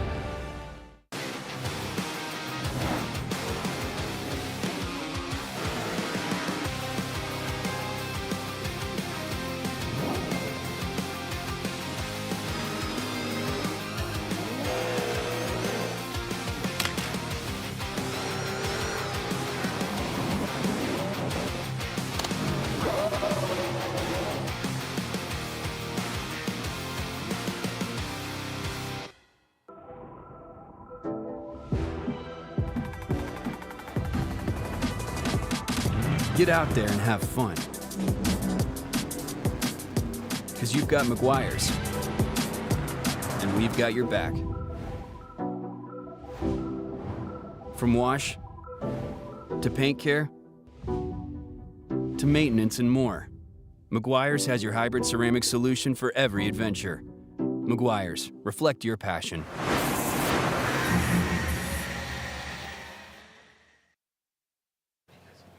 And welcome back here. And again, everybody has another qualifying run. So run 2 coming up for all the drivers. So grab a drink, grab a good time. James Dean. We're going to bring in Reese Marin here. Reese, one of the 3 judges alongside Vernon Zvanveld and Brian Eggert. Reese, we were like 10.6 on style for James, but explain that as well as what are you looking out there for? Yeah, so we're going out there. We see his run. We do see going into outside zone 2. You can see here he's on the bank. Beautiful bank run here. We do notice, coming off the bank, goes in here, picks up a good amount of speed. Decel before the transition. All right, now in outside zone 2, we also have like a tire drop that goes in as well too. A little bit on the inner clip there as well. So all in all, I can understand where you guys are coming from. It's an exciting run, yes, but there are some things that we put in place at the drivers' meeting explaining, hey, make sure you decel in certain spots after the transition. So those are just the things we're trying to keep up. Now, I'm pretty sure James is going to take all that in consideration. We're going to see a pretty heater of a run next time, but I'm sure he was just feeling it out on that one. This is why you're a judge and we're announcers. You guys do a great job. I'm glad I could clear that up for you guys. No, it's good. It's important. Yeah, getting eyes, utilizing Wally. Yeah. How has Wally been for you? Wally's been good. It's been a tool, and I think it's something that we're all getting acclimated to, and we're trying to get used to it. Yeah. What I do want to say when it comes to style with the judges, something we were just talking about up here. If you have like a mediocre run or something like that, it's going to be right around 10, 11, 12. Okay. To get north of that, you really need to put down some heaters. And if you start doing bad right off the rip, we're going to start going down from 10 down. What do you suggest? Yeah, and it drops. Like, what do you suggest? What do you want for fluidity? We need fluidity, and incorporate that with what we're doing. Okay, got it. So fluidity. Do you want like big snappy angle, like? Yeah, well, we want precise. We want precise transitions. Okay. And when you complete that transition, we want to make sure that you're on the radius that we need, and also take in mind that when you're doing these things, keep in mind the chase driver as well too. So we keep that on chase. I want to ask about outside zone 3 going to the inside clip. Do you like when they hang on the wall longer or just a good clean radius? Because some are hanging out long. What we really like is when the drivers take a really good line through outside zone 2, and then when they transition, they use that momentum to fill outside zone 3. We do see some people try to do that, and when they transition, they may carry too much speed, they feel, so they have to start scrubbing away a little bit. But when we see somebody be able to calculate that load and then throw it into outside zone 3 with fluidity, and then line up exiting outside zone 3 so they can get the inner clip, that's a thing of beauty, and that's what we reward. Okay.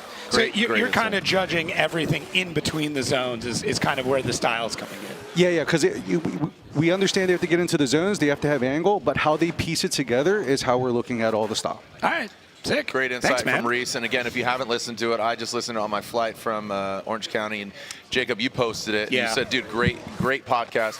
Reese was on the Goodest Cast, which is a great. It's a great show. It's an awesome podcast about like core dudes, drifters, their evolution. Some people don't like watching Formula Drift, but again, this is the NFL. I liked what he said as far as this is X Games. Some people are street, some people are raw, but I'll tell you, then there's something like what Rockstar did as far as platform. That was pretty sick this last weekend. Some awesome event going down there in Portland. But take a look at that. But again, listen to the Goodest Cast with Reese Marin. I was not flabbergasted or surprised, but it's a really good interview with one of our homies, Reese Marin. So go to the Goodest Cast. Here we go. We are taking a look at Shinji Manoa, the Pops. He's got an incomplete. He needs to put down a run. Man, he is riding that left foot brake. Am I right? Like it feels like he is pedaling it. So does it too much grip here? Papa Manoa driving Hiroya's vehicle, even wearing his race suit.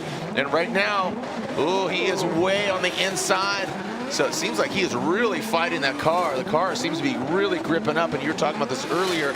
Don't know if the settings were exactly to Shinji's liking, but again, that Ajuka Racing, Jerry Yang Racing GT Radial 86 puts a run on, but did he fill those zones? No. Yeah, it's going to be tough. I mean, obviously we want to see him get some points on the board and get a bit more practice in before tomorrow to kind of improve the craft here. But as I said, this is a very different car.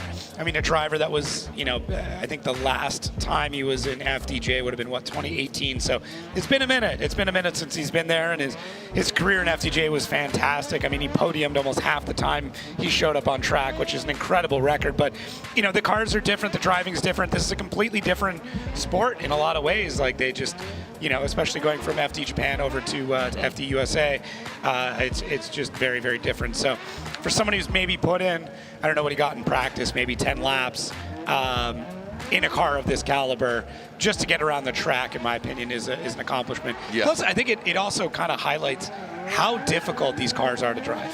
It's just a totally different setup, and so 39.83 score.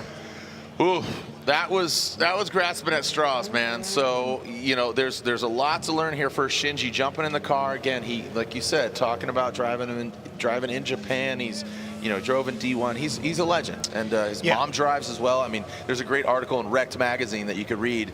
I know Robbie Nishida did the translation, but again, Wrecked magazine, digital and physical. Got a subscription, man. Yeah. Yeah. Every issue comes in. It's a good plain read. They comped mine, but I appreciate it. It shows up on my door, but you got to get a subscription. Subscribe to a good score here, Rome. RCP, Rome Charpentier, Garagistic, BMW E36. Yes, sir. Good angle. You see a little bit of wavering there. The Type S is glowing and the flames are flowing. As goes into that power alley, you see him check up just a little bit. Ho, ho, ho, dragon tail light. Exchanging paint on that outside zone 3. Checks up, hits it, quits it, and there it is, outside zone 5. Yeah, a little bit more sputtering. A little bit more spicy there for Rome. I mean, really throwing that car around on that run and having a good time. Yep. I mean, anytime you're grinding the back of the bumper off and still staying in the run, I mean, it's going to be a good time. Yeah, that's why we have bash bars. That's why we made welders, right? It's to try and keep these vehicles together the best we can. So Rome wavering a bit there through that first outside zone. You can see him just trying to get it to work back up to the top of the wall. Through zone 2 looks pretty good. Exits just a touch early, and then here through zone 3, look at that, painting the town green in this case. And Rome transitioning into that last zone looks good. That's a driver that's taking a bunch of grip out of the car. That seems significantly less grippy. Unfortunately, that first zone not doing him any favors, only 3.6 points. But should be picking up a few more as we get through the rest of this run. But yeah, I think the first driver to probably understand and see and start to recalibrate the amount of grip that he's got laid down in that car. Okay, look at Rome Charpentier. You can see a 3.6 on zone 1, and that's a total of 16. So that's definitely going to hurt him. Lacking the angle, so 40, so 33.3 out of 40. But Rome comes in with a lower score, so the top one still is the run 1 was the better of the 2, so holds that 19th position right now with a 62.23 on his second run. Yeah, first one is going to be the one that will set his spot in qualifying as we move things on now to Nathaniel Chen. Nathaniel Chen. Chen out of Chen. Let's see if he lives up to his nickname there. NCR, Jerry Yang, 86, and he is getting squirrely there. You can see him working it higher on the bank. Now comes into that power alley. Woo, fills all of it. Really gets it. Now comes... See this, taps the brakes. It was back off of that inside zone quite a bit. And now brings it into that last outside zone. So let's see what Chen's got for us. Yeah, I think the big question is going to be where he ended up actually initiating. It seemed a little bit late to me from first viewing. Oh, that is close. So I'll leave that call to the judges. That's why they're making the big bucks is to make a call like that. But that felt right at the final line, if not a touch later. And they're going to probably use Wally right now to go back and look and see when that car actually came to angle, because that is very close. Not that it is it could be the difference, though, between Nate getting a little bit higher in qualifying and changing up who he's against, right? So every battle, no matter how consequential it is in the grand scheme, is taken incredibly seriously. Okay, so yeah, seeing the numbers here.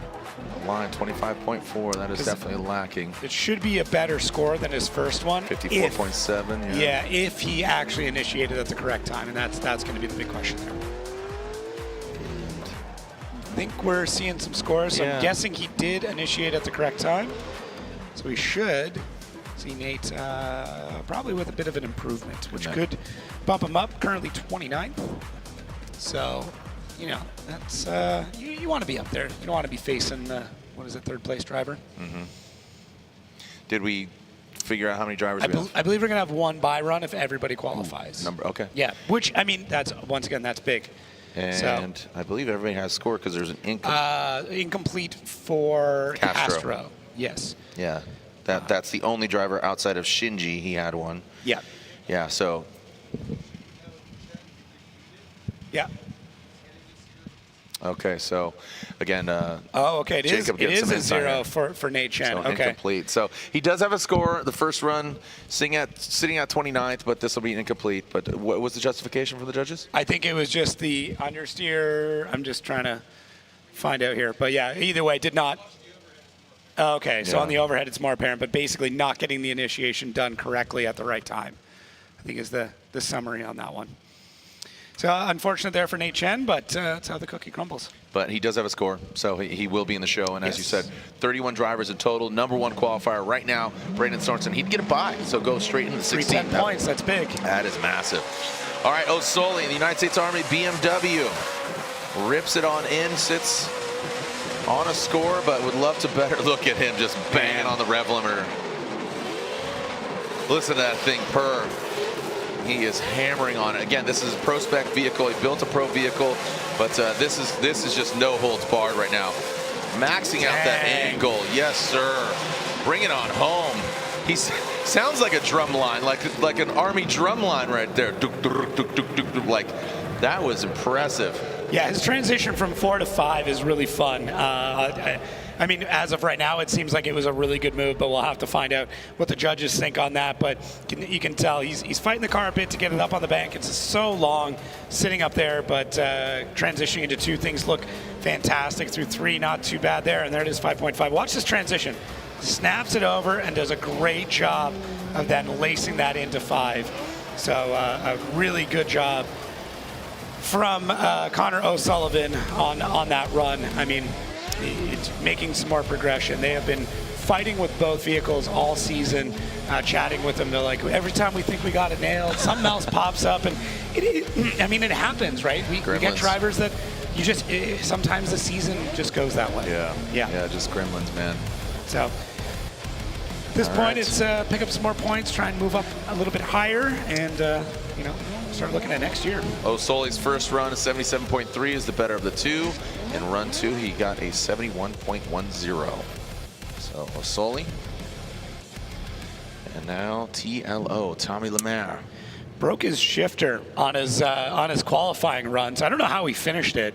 Yeah. I mean, he might have just snapped it on the infield and then went, oh no. Yeah. I mean, there's a particular word in French he probably said, but I can't say that on air. Yeah. Let's not say that. Yeah, 79.53 here on his first score. Tommy Lemaire. I mean, he's going to break it again, man. This guy is just absolutely yanking on it right now, hammering the throttle, massive, just sweeper into outside zone 2. He is flying, put wings on that thing. He's going to be the Canadian bald eagle right now as he comes into that inside zone. And one final. I mean, that was aggressive, and I liked what Reese said, giving us some insight there after the run 1. I liked what you said, really focusing in on the transitions and how that looks fluid but aggressive. Yeah. I mean, really focusing on what's happening between the zones. It's kind of like Wally's got the zones locked in on what the drivers are doing there, and the judges are making sure everyone is staying honest for everything that's happening in between those sections. So Tommy, good transition, really does a great job there through zone 3, and the score reflects that. Coming through 4, things are looking good, but yeah, that is a nasty, nasty run from him. Super aggressive, and another driver getting that angle score way up there, 38.8 points on angle, and I think a lot of that comes through zone 1 where he was backed into the wall, took a bunch of grip out of it, and just decided he was going to tear the back end off that incredibly beautiful Corvette. Yeah, I love the livery, little details there. And, just a cool dude. The more you look at the car, the better it gets, too. Yeah, I love Tommy Lemaire. Great guy. So 72.93 on his second run does not better his first run. He was leading there for a while with a 79.53. Now, again, you see how just things evolve, escalate. So currently sits in 8th position. Jeff Jones missed Connecticut. He injured his pinky in a racing incident, just yanked it down. But he currently sits on a 78. So he'd love to jump up as well and see what Jeff Jones, see if he's got that big drift energy like it says on his car. Jeff Jones, looks like a little tap. You saw the car get disrupted just a little bit, but stays in it. Fluidity. Look at that, comes down. So these guys are really getting loose. Cars are getting loose. Quick little correction there. You see that like quick little straighten, but then throws it back out there. Looks like he's on Rainbow Road. The Type S lights going off. Whoa. A rumble echoes through. Ah, little flare there for you. That was a tight 360. That was a solid 360, dude. Snappy. All right, bro. Rolling coal, zero chill. Fans are loving it. I mean, I wouldn't be mad if we extended the track out there. We have tires them are wrap around smoked. it. Yeah. Tires are smoked. Not my problem. Jeff Jones looks good, catches the wall, getting aggressive. You know, that big drift energy is, as we've come to know from Jeff Jones, always having fun. You know, I mean, one of the best showmen and some of the best social media we have in drifting today. He's always having a good time. He had, I don't know if you saw what he did earlier. He, Netflix one? No, he called out Colette Davis. He's posing next to his car. He's like, Colette, what do you think of my moves? It's so good. It's so good. But yeah, Jeff Jones having a great time and whipping out that big 360. At the very end of it, unfortunately, judges don't take that into account. That is not a scored style score against every protest I've made to have 360s included. I think it should be. I think it should be a judge thing. At the end of every run, you throw a 360 in, and that goes towards your stop points. Yeah, why not, right? Just a little flare. Just a little flare, but man, Jeff's line score is looking pretty good. Zone 4, unfortunately. Yeah, that's going to be the big one. Yeah. He caught that 360 at full angle, too. 73 on the second run, and a 78 on run 1. So the year I was born, 78, my brother was born in 73. Random.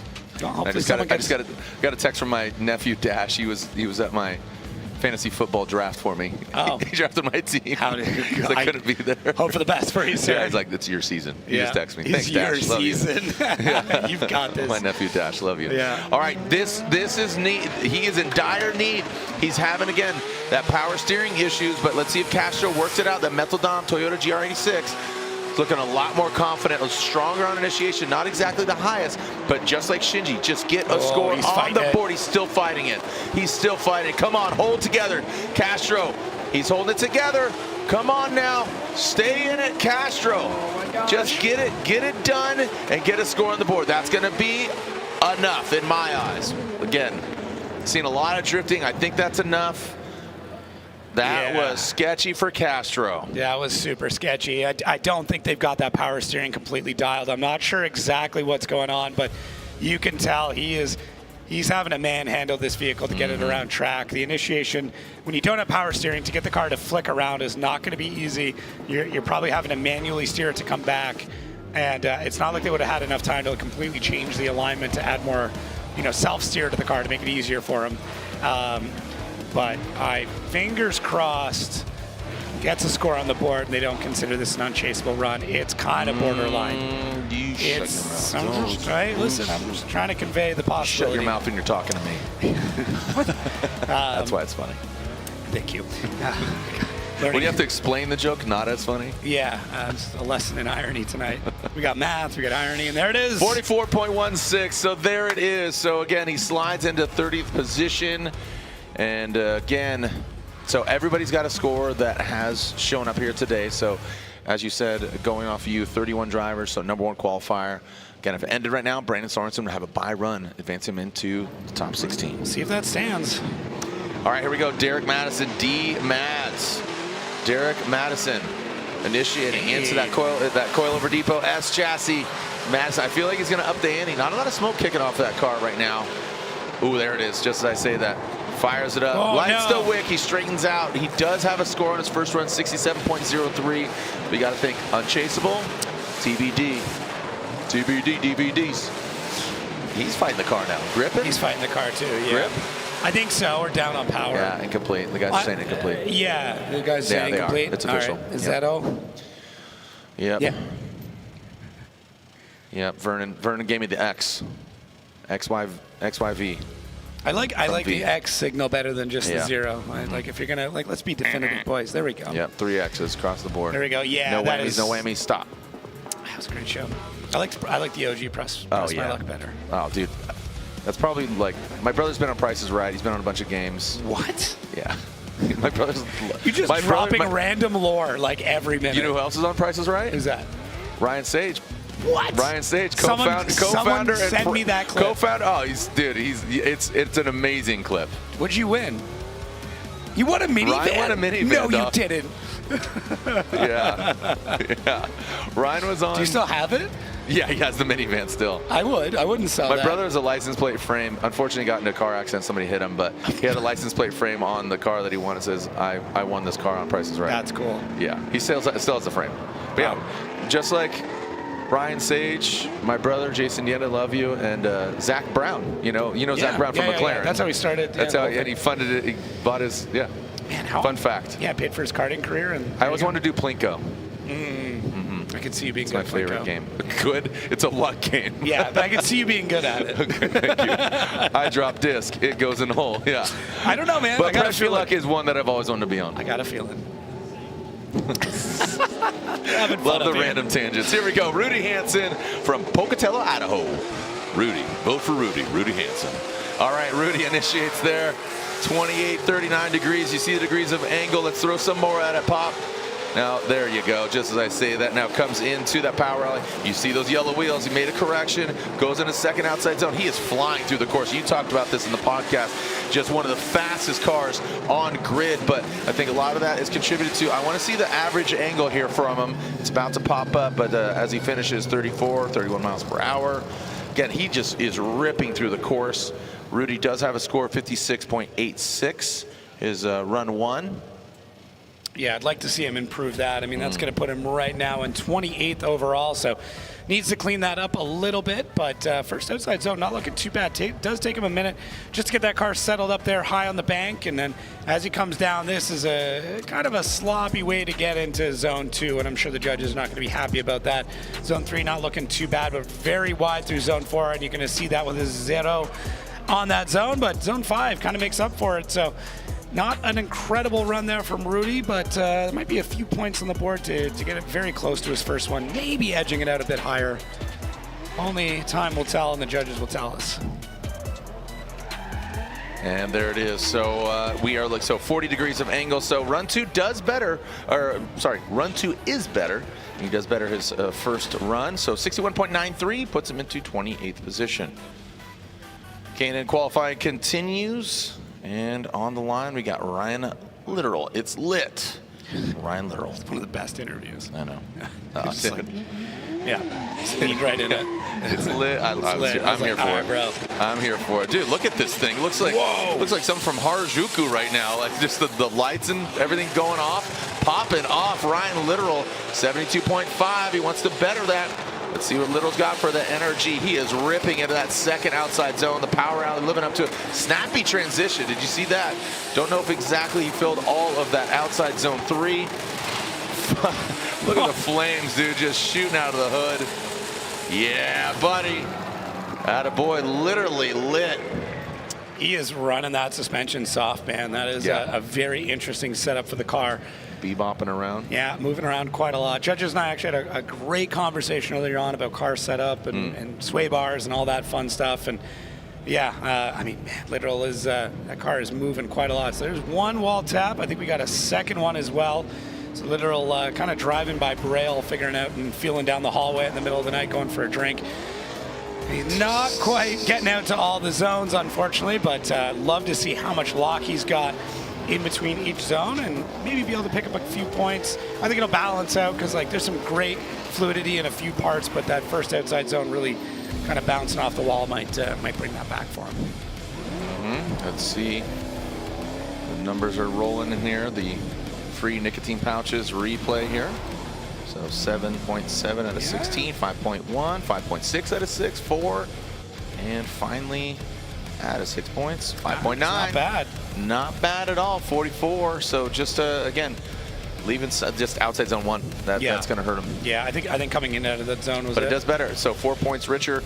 So again, run 2 better of the 274.66. Splitting the difference right there, smack dab in the middle with the 16th position. All right. Not too bad. Andy Haitley. He's sitting on a 64.33. So he's down there in that bottom portion. Currently ranked 26th. And comes out. Cool. Firing. Whoa. Yeah. Car sounds funky, right? It's just sounds like mechanical. Yeah. It did not sound right. No, and he tried to get the car to snap over on it on the run up, and it didn't go well. And then something does not sound good. Yeah, it sounds like a box of rocks down there. Yeah. Let's hope there's no fluid coming out the back. I don't, because he just drove the entire length of the course. Yes, please. Yeah, that would be great if he did not. Oh, but he's moving again. So yeah, I'm wondering if blower belt came off. Could be the case for him.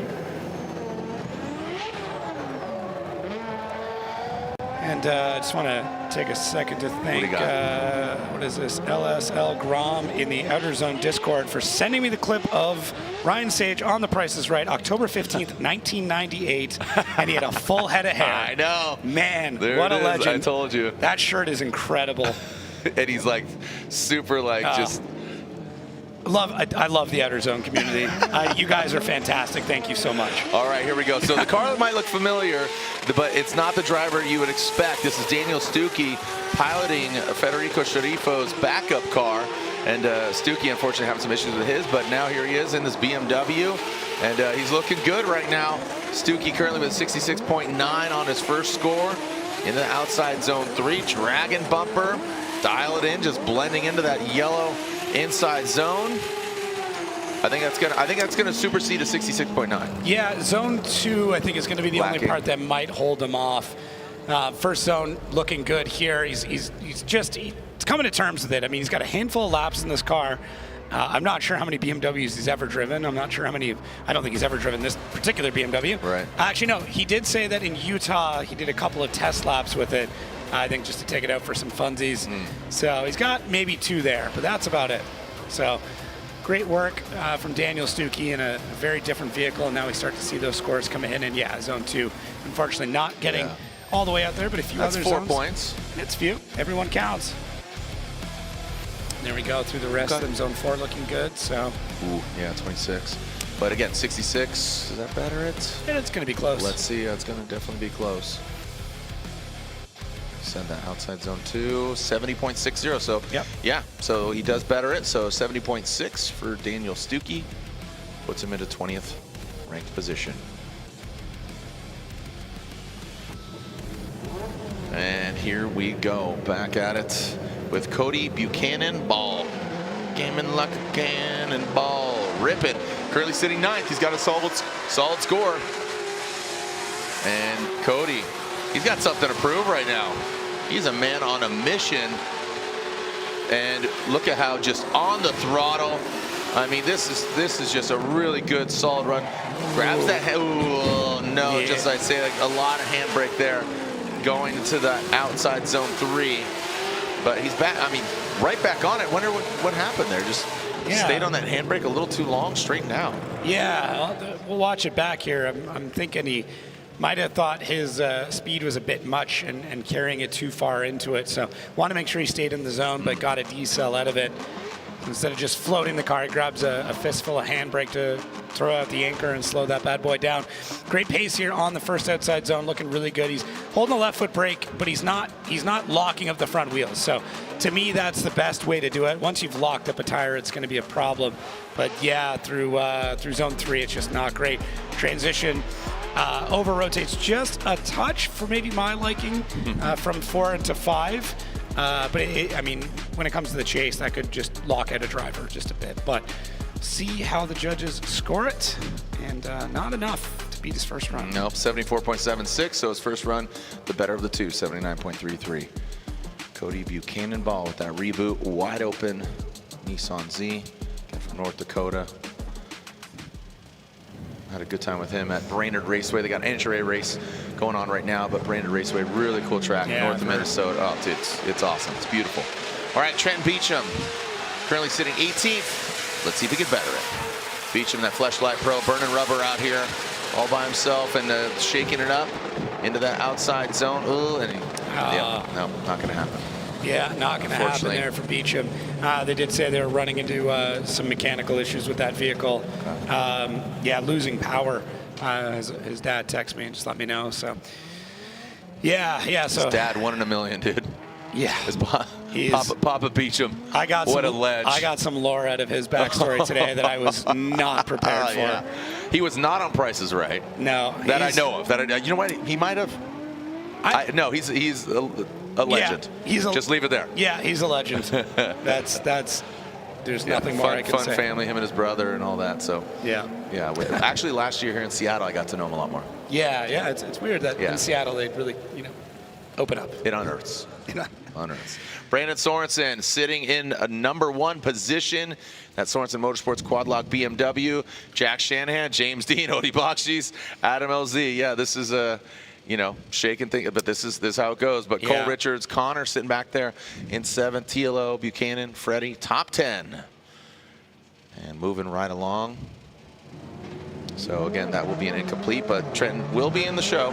Wataru Masayama, he sits on a 69.13. Let's see if he can better it. Come on now. See if the Evangelion getting the robot. And okay, looking a lot smoother right there. Now flying into the power alley. Quick little tap of the brake and outside zone 2. Didn't get all the way out there. And you can see him. I mean, just listen to this thing. I mean, it's sound. Right on. That train's always on time. Yeah. That train is always on time, baby. As Masayama throws some flair with some fire out back. Is that better than 69? I think it's pretty spot on. I'm not entirely sure. I mean, this to me kind of goes back to a bit of a car setup issue here, where they've got a ton of wheel speed. You can see with all the smoke, the car is just going from either all the grip to no grip at all, and it's just Masayama needs to kind of dance on the throttle a little bit more to really find that window where you can get the car to shoot forward. He just not there for him. So I mean, you could overcome this setup with a bit of driving, and you could overcome some of this driving with a bit of setup. So either way, I think it needs a little bit of work before heading into competition tomorrow. All right, so 36, 20, so 44 degrees of angle. So the first run is the better of the two, 65.93. And the second run, Wataru holds right now at 22nd in qualifying. But you can't win in qualifying. You got to advance on. So he's going to be in the show, and tomorrow's when push comes to shove. I keep saying they're not going to win in qualifying, but what if somebody gets enough points and then wins a championship in qualifying?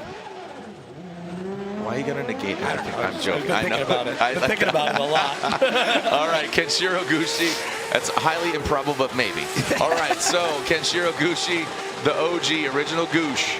Now, it's very smooth. Sounds like just that. Sounded like a Formula One exhaust note from up here with the naked ear. Now into the outside zone 3. Got the red, white, and blue lights flickering on. Now it's that last outside zone.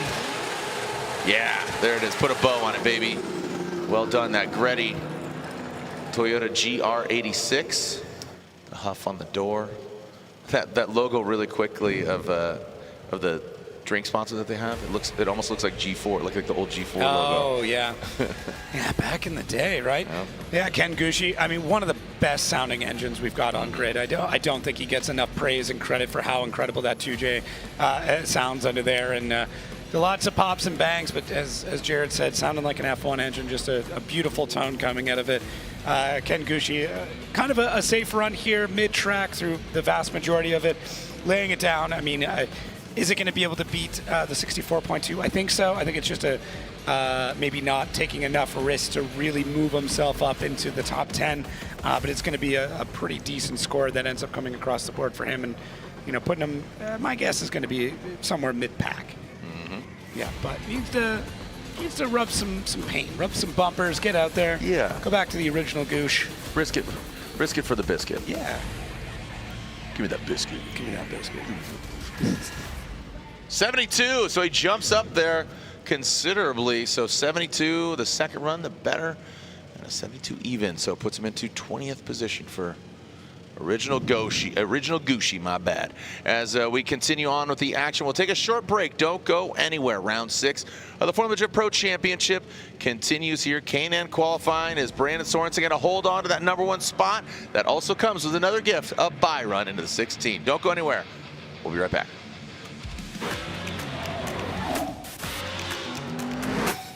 Drifting is not just a sport, it's culture, it's in our blood. Here we go, Andy Haley. Oh, he is riding that tire right on that white line.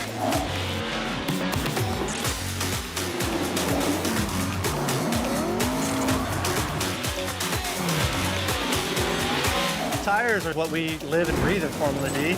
We couldn't do this without them.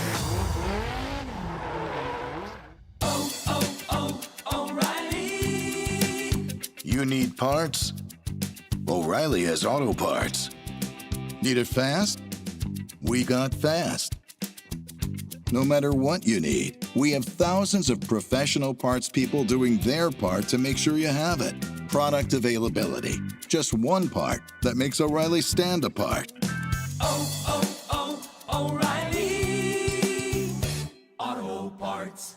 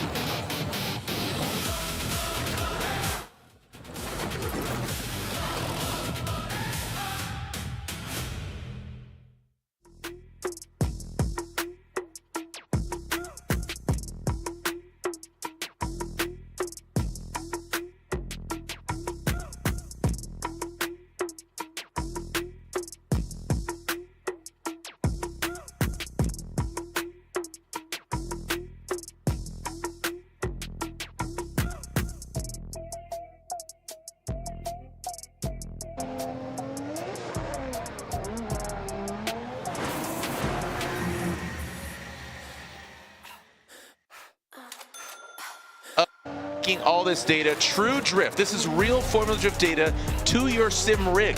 TrueDrift.com. Watch it live on Formula Drift, and we stream it to your sim. So you're really, literally competing against a pro driver. So chase the pros in minutes. True Drift. Holy cow. This is an advancement. Is absolutely insane. I mean, this weekend when a driver crosses the line, that run gets logged and it's on your rig in minutes, not days. So every run from qualifying through the finals straight to your sim rig minutes after it happens.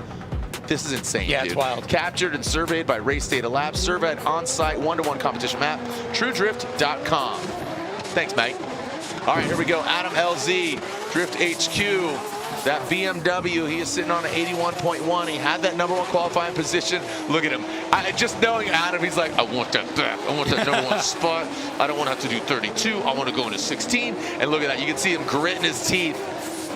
Oh, buddy, taps that left brake. He massages it in like a nice masseuse and works it on. Gets the kinks out and throws the kinks in.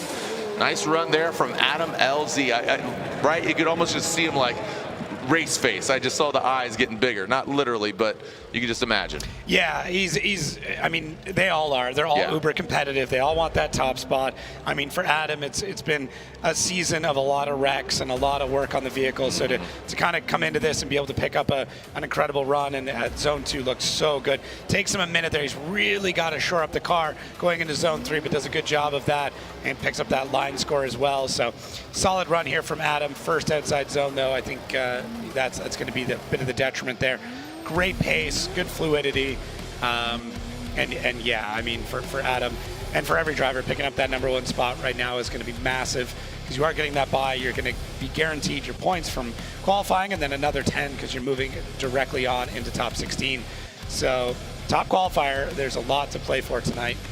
And for Adam, I'm not quite sure if that's going to be the run to do it, but he is showing just how quick he is in these ever-changing conditions. And for anybody that's going to be battling him tomorrow, you've kind of been put on notice for how quick LZ is going to be in battles.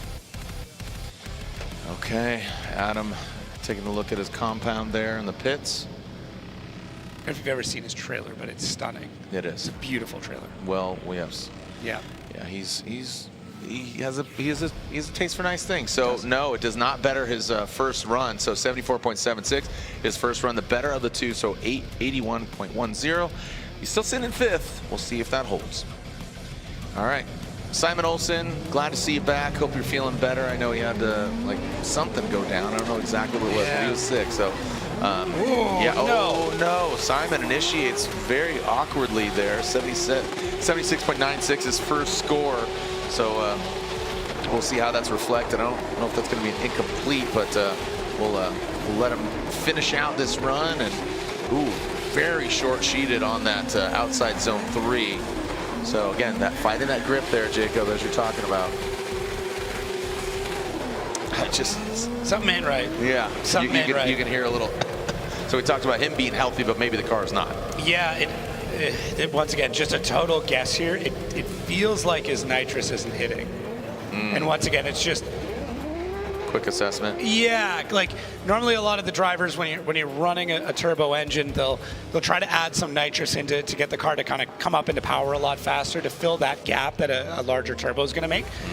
Simon's car is usually very, very responsive, and the team have done a great job of smoothing at that power band, but it feels like maybe the nitrous was not hitting, and I'm hearing that is going to be, so it's a double initiation is what the judges are saying. So if you were chasing that, it would be almost impossible because you're expecting the car to initiate, they don't, and then they initiate again.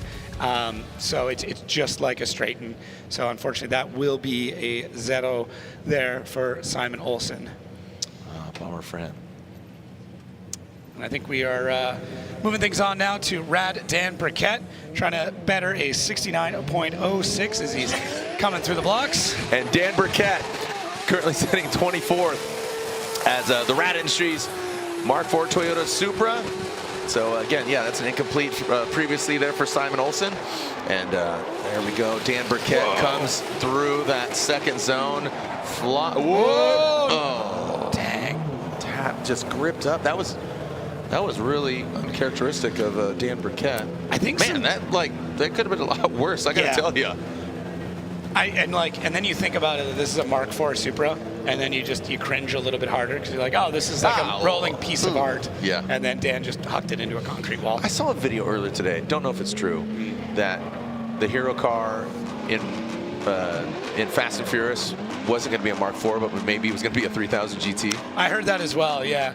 There was a big. I mean, that would have been cool. 20th anniversary. Was it 20th anniversary of Fast and Furious? I believe so. Yeah, because I know some friends of mine rented out a theater and are doing like a private screening of it. Yeah, I saw that. All the big time boys, Jeremiah and Job and Andy were there. I saw Haley Magoon. I saw Mickey Andre. 25th anniversary. Yeah, 25th anniversary. Our director Kemp knows. He's, Kemp's a big Fast and Furious guy. Down at the culture. Because guess what? For sure. You know what he is? Family. At this point, he's our crazy uncle. Yeah, he is. Kemp's our crazy uncle. Crazy Kemp Crazy Curley. Kemp. Crazy Kemp Curley. Man. Yeah. Love our whole production team. It's a great family. We got a good fun crew, man. Yeah, we have a lot of fun.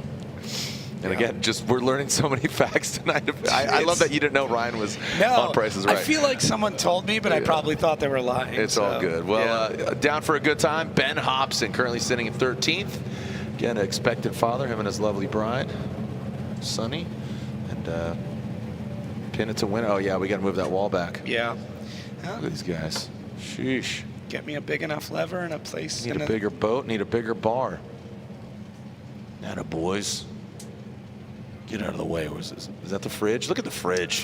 What a hunk of man he is. Yeah. Wow. Yeah. Just impressive. So is his wife coming out? I wonder what kind of sign she's got for the fridge. Not sure. She always makes fun signs. She does make fun signs. Yes. She's a great lady. Current standings. James Dean leads the pack. Odie Bakshi sits second. You got a Brandon Sorensen sandwich with 2 slices of Shanahan bread sitting in 3rd and 5th. What? Nothing. Just visualize. Yeah, keep going. Little Oreo cookie, Brandon Sorensen. All right, Frederick Osbo, Dylan Hughes, Chris Forsberg, Cole Richards, Ryan Turk.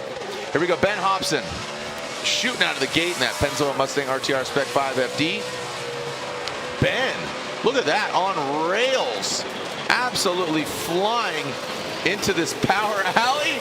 Really riding that track course edge. Outside zone 3. Loving that arc of line going to the inside clip. And again, just the uncaged beast. This pony is off to the races. Wow. I mean, just again, the audibly, sensationally, visually, like all that. It had all the elements. I think the dad strength is slowly coming to him. Ben Hobson, first outside zone. Look at this. Got that car just on rails. Could be just a touch deeper. He comes out of it just a bit early, and that's going to affect his points. But 11.2 out of 16 is not bad.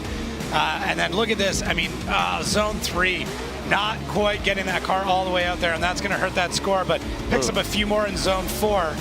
This is this may not be our top qualifying run, but for Ben, this is a big small moment. victory. 46, almost got the max angle. 46 average. 47's perfect. Or 47 gets the max. 47, excuse me, gets the max 40 points. Yeah, this is still a really solid run here for Mr. Hobson, and yeah, he's gonna be happy. I like that he kind of picked up what James was doing and then modified it a bit. So I'm hoping the style score comes up with it, unless there was something I missed. But they got comms car to car, not just car to spotter. Yeah. So they're talking to each other, and 12.66. So style, that is up there. That is like again what Reese said at halftime. So 80.76, the better of the two, slides him into 7th.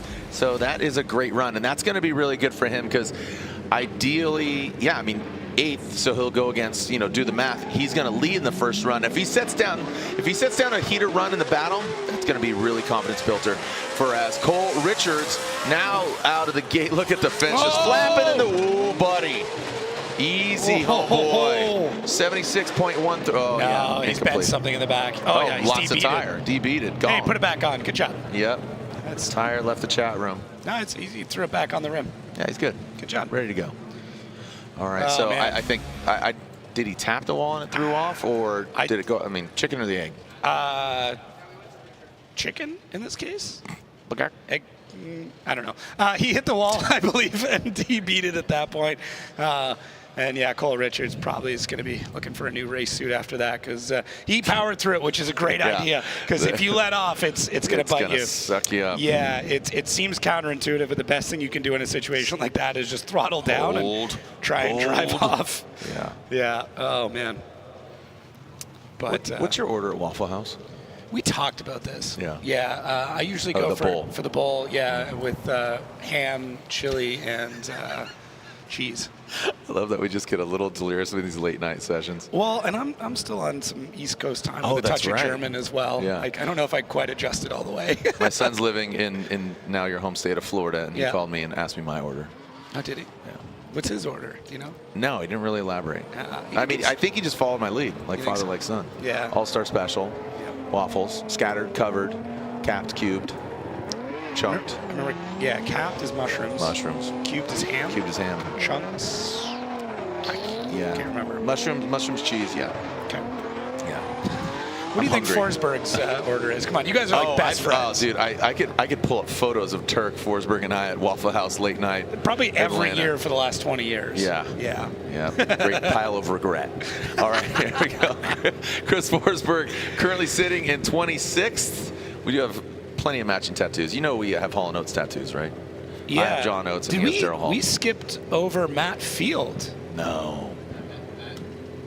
Oh, Matt said no. He's good. Oh, okay. All right, interesting. He bowed out. So, again, Ben Hobson, 80.76. So he skipped over Matt Field, and now we go into, again, Cole Richards, incomplete. And now here we go, Chris the Force Forsberg. So bebopping around. Here we go. Let's see what the Force has got for us. The Destin Industries Z on those kind of tires. Backing that thing up. Dumps like a truck. What? Forsberg brings it on in. And into that second outside zone, so the wall tap might have disrupted him a little bit on the line, but we were talking about that left foot brake, fighting the grip, and now it looks like he is fighting just a little bit of wall bash in there, but brings it on in. He wasn't going to leave it in the judge's hands. Don't leave it in Wally's hands. He's going to leave a little mark on the wall. Definitely did. I don't know if it maybe affected the car because he stalled up quite a lot there in the final zone. So there you go. Big, smooth initiation. I really like that initiation from Forsberg. It's predictable. I mean, it's going to be easy to chase. First outside zone looks good. Unfortunately, it does catch the wall. Fights that car a little bit. I mean, the zone score looked good. I think there might have been a bit of damage there taken to the rear wheel. And then that's going to be affecting the alignment. And he's trying to drive through it through the rest of that run. And you can tell he's just trying to struggle and fight that car through the last bit. So Chris looks really good. And this is the tough part. Like, the difference between having a phenomenal outside zone 1 and totally destroying the rear end of the vehicle is a matter of a 1/16 of an inch. And the hard part too is the marbles from the tires start to pile up on the edge of the track, and so you get up towards the wall. Irwindale was notorious for this, and you get up near the edge of the wall, and they would you'd lose traction, they'd suck you in. So it's tough. It's also a good reason why making sure your first run on a bank track is the best one you can lay down, because you're going to get more and more marbles. We try and clean up as much as we can, but often we don't get enough time, and Forsberg not able to improve. Yeah, not able to improve. 63.9. And style, they give him 0? I mean, yeah, I could see that. Rolling burnout at the end. I mean, banging it off the wall. Wow, that's a little harsh. It's the mood they're in. Get him an all-star special, would you? I don't know what Reese's order would be. Oh, yeah. Vernon would try everything on the menu. Oh, yeah. Vernon's... Yeah, full tourist mode. Yeah. All right, it was 8.33 on style. Okay, so just the graphic didn't show it. Okay. Got it. And one wheel off. Okay. Yep. All right, so Ryan Turk warming up his Kenda tires, that Rain-X Toyota GR Corolla, Drift Alliance own. Again, Ryan Turk, if you're a Turk fan, this in 2 more rounds in its entirety of the Formula Drift season, and then he hangs up his helmet, completing full time in the Formula Drift Championship. It's not goodbye, it's see you later. Definitely a busy, this gentleman just raced the Celica up Mount Washington there on the East Coast, but fortunately had a fuel issue, but had a good time. He was on pace. He's on pace to crush it. All right, here we go. That Toyota GR Corolla, the Rockstar driver, really sticking it to the wall. 74.06 was his first score. He wants to better it. Come on, Turk. Shake your tail feather into that second outside zone, into the power rally, into the third. Definitely could have been a little deeper there, but with that little minimum back bumper there, don't want to risk it. Going to the outside zone. Ooh. First time we've seen the driver almost choke up there a little bit in outside zone 5. Yeah, a little bit. I think now the drivers have kind of heeded the warning of how much grip's in the track and probably taken some out of it. And the hard part is you don't know how much to take out of the car. So it's possible they took a little too much out on it. But yeah, you can see him just back and forth, little tiny waivers, really nothing massive through that first outside zone, and then comes off the bank, and it feels a little bit sketchy getting into 2.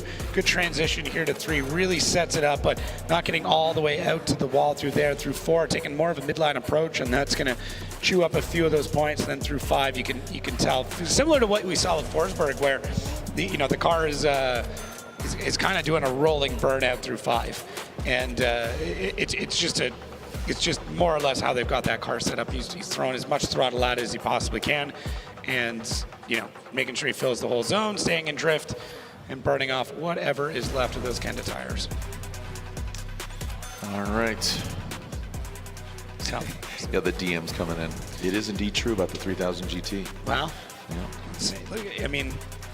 All right, so 72.9 for Ryan Turk, and his first score 74.06. Better of the 2.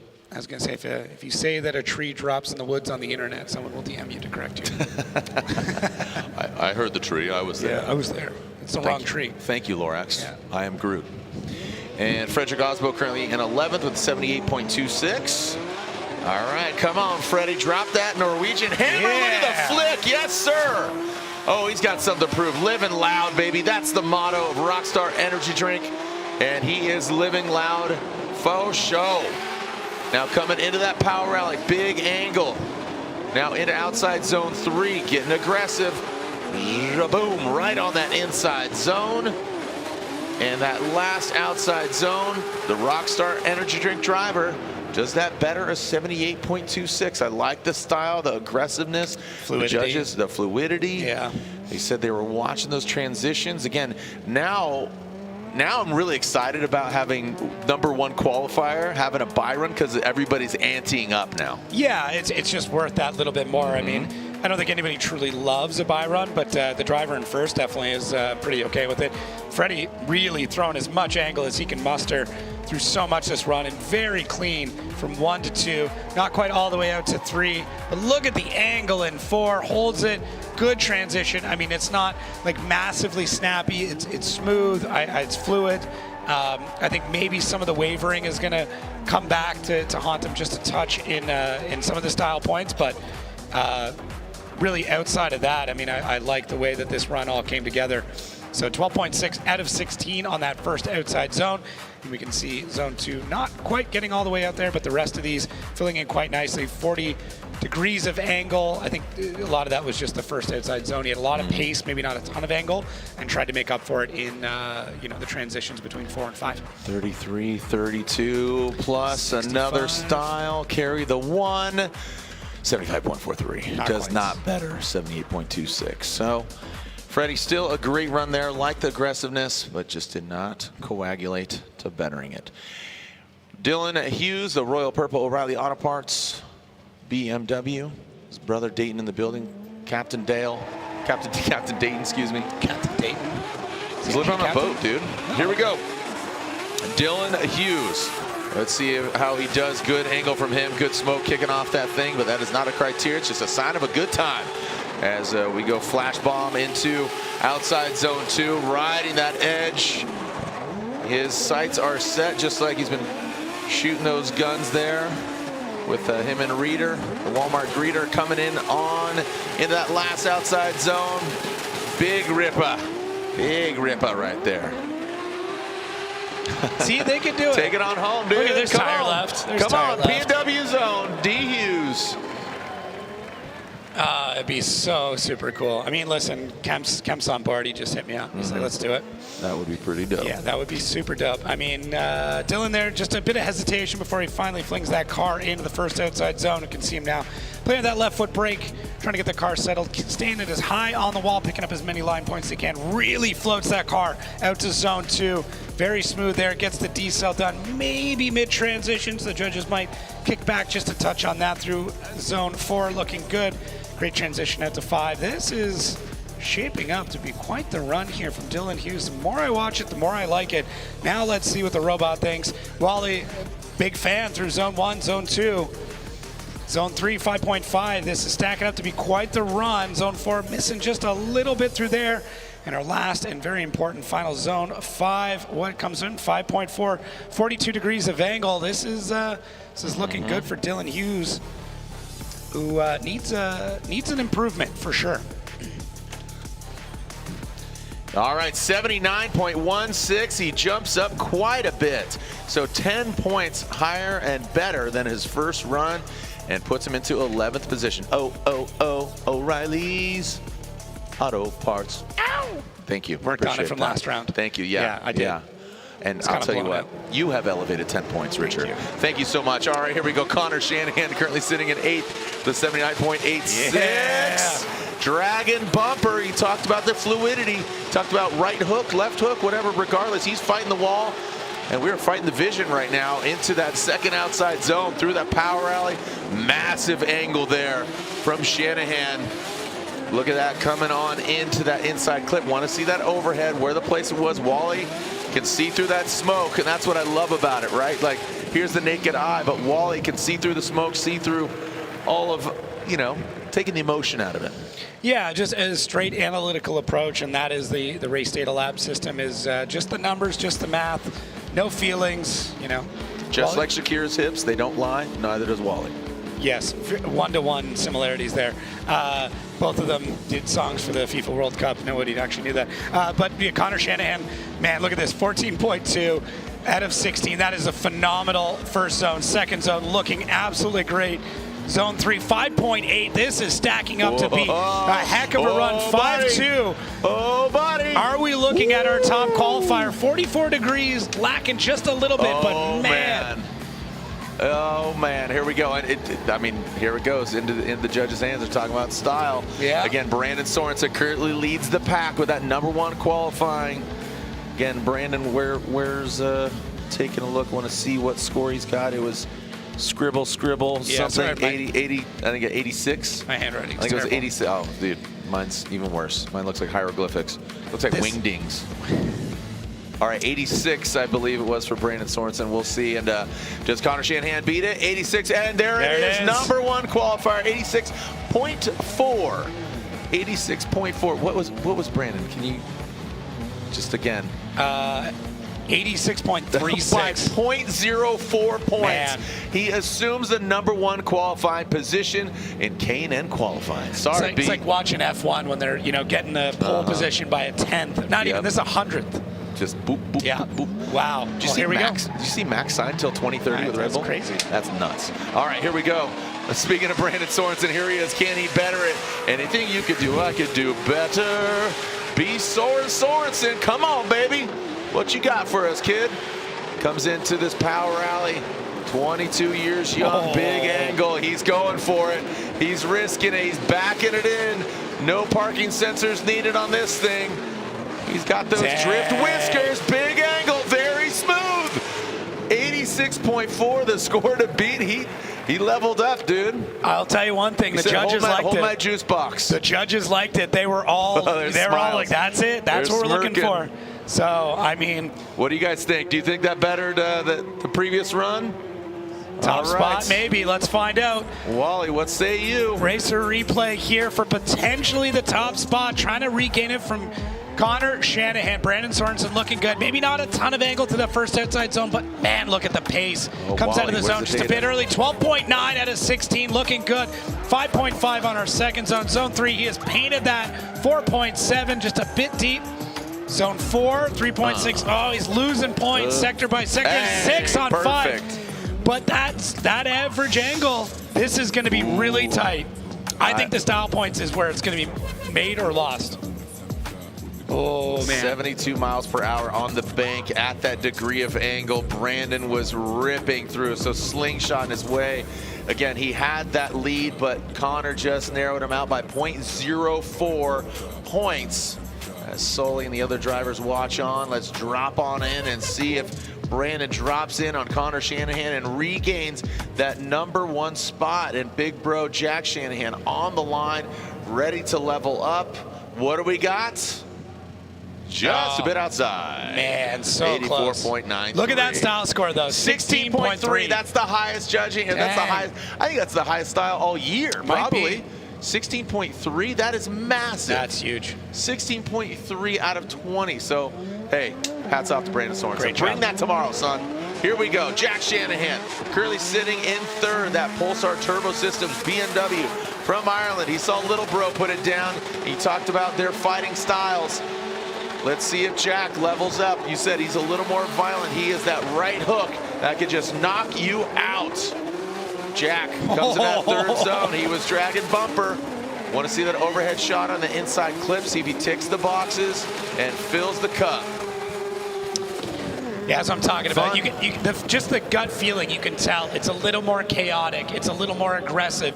I mean, Jack drives with a gusto. There's a presence to his driving, and every time he's out on track, you could put him in any vehicle, and you're going to know who's piloting it. First outside zone, this looks good, and he's just playing with the left foot brake there, trying to find the groove, get that car into it. And you can see there, good line getting out to 2, but unfortunately not able to fill it as the points start to bleed away in qualifying here for Jack. But he comes back, makes up for it in zone 3 with a 5.8, almost a perfect score through that sector. In zone 5, 5.7. So great angle there from Jack. Unfortunately, the line score not able to suit that. See how the judges feel about the style. This is still a very competitive lap for him, for a driver that's sitting in third place right now, both in the standings and in qualifying. He needs these points for this championship run.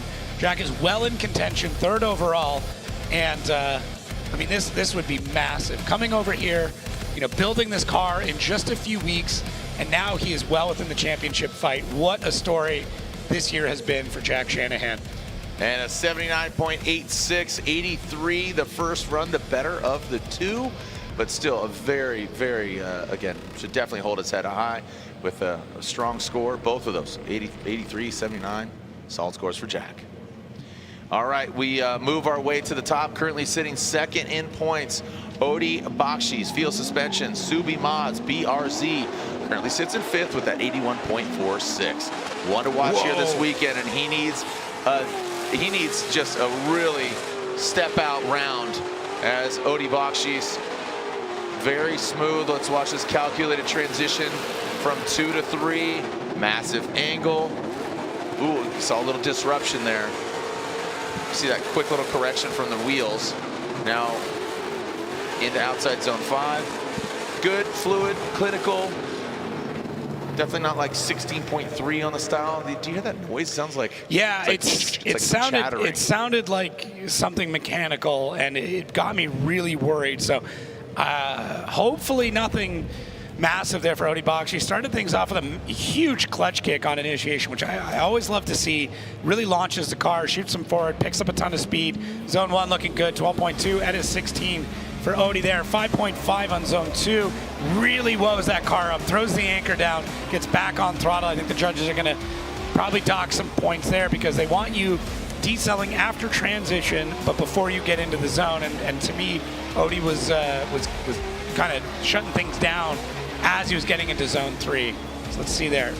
He gets back on, but we'll find out. I mean, line score is looking good. Average angle is fantastic. It's going to get 37.7 points out of 40 just on angle alone.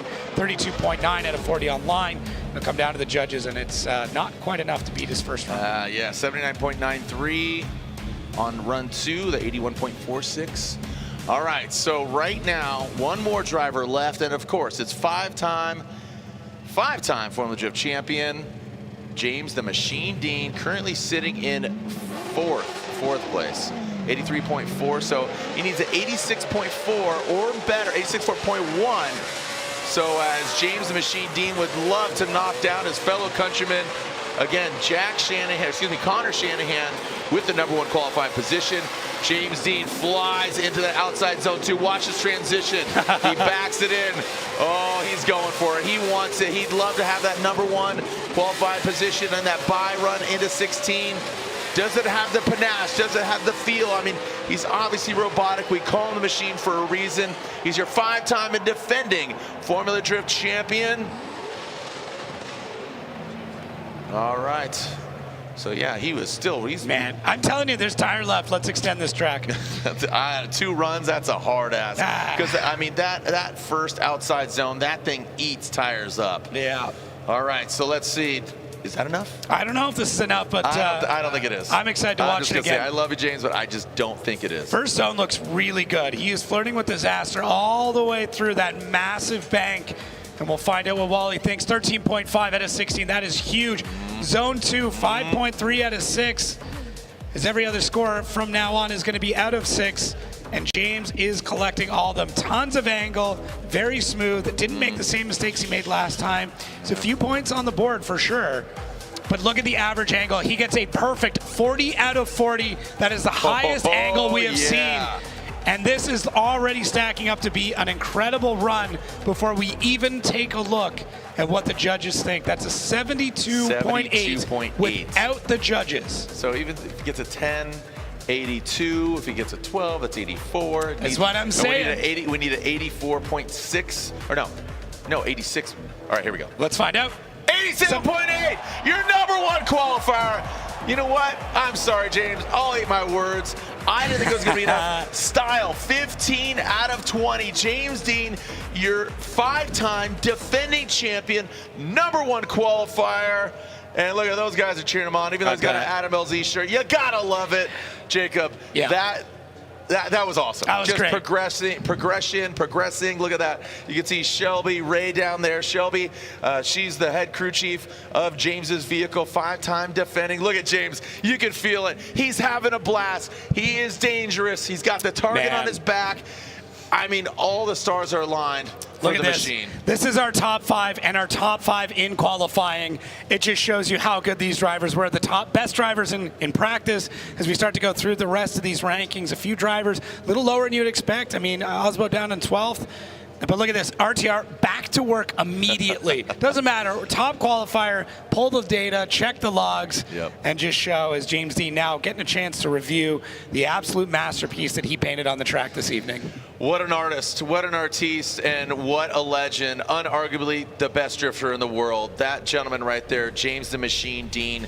5-time, first ever 4-time champion, now first ever 5-time after going back-to-back, and now he's your defending champion, currently leading the points, and now #1 qualifier, flying that RTR flag. Ford Racing, congratulations to James the Machine Dean and their RTR team, and that Pennzoil, O'Reilly Auto Parts, Mustang RTR Spec 5 FD. I know the boss man, Von Gittin Jr., Captain Clutch Kick, who won in Atlanta. He is elated for his team, and what a great driving prowess we saw tonight. We saw, minimal mistakes in qualifying.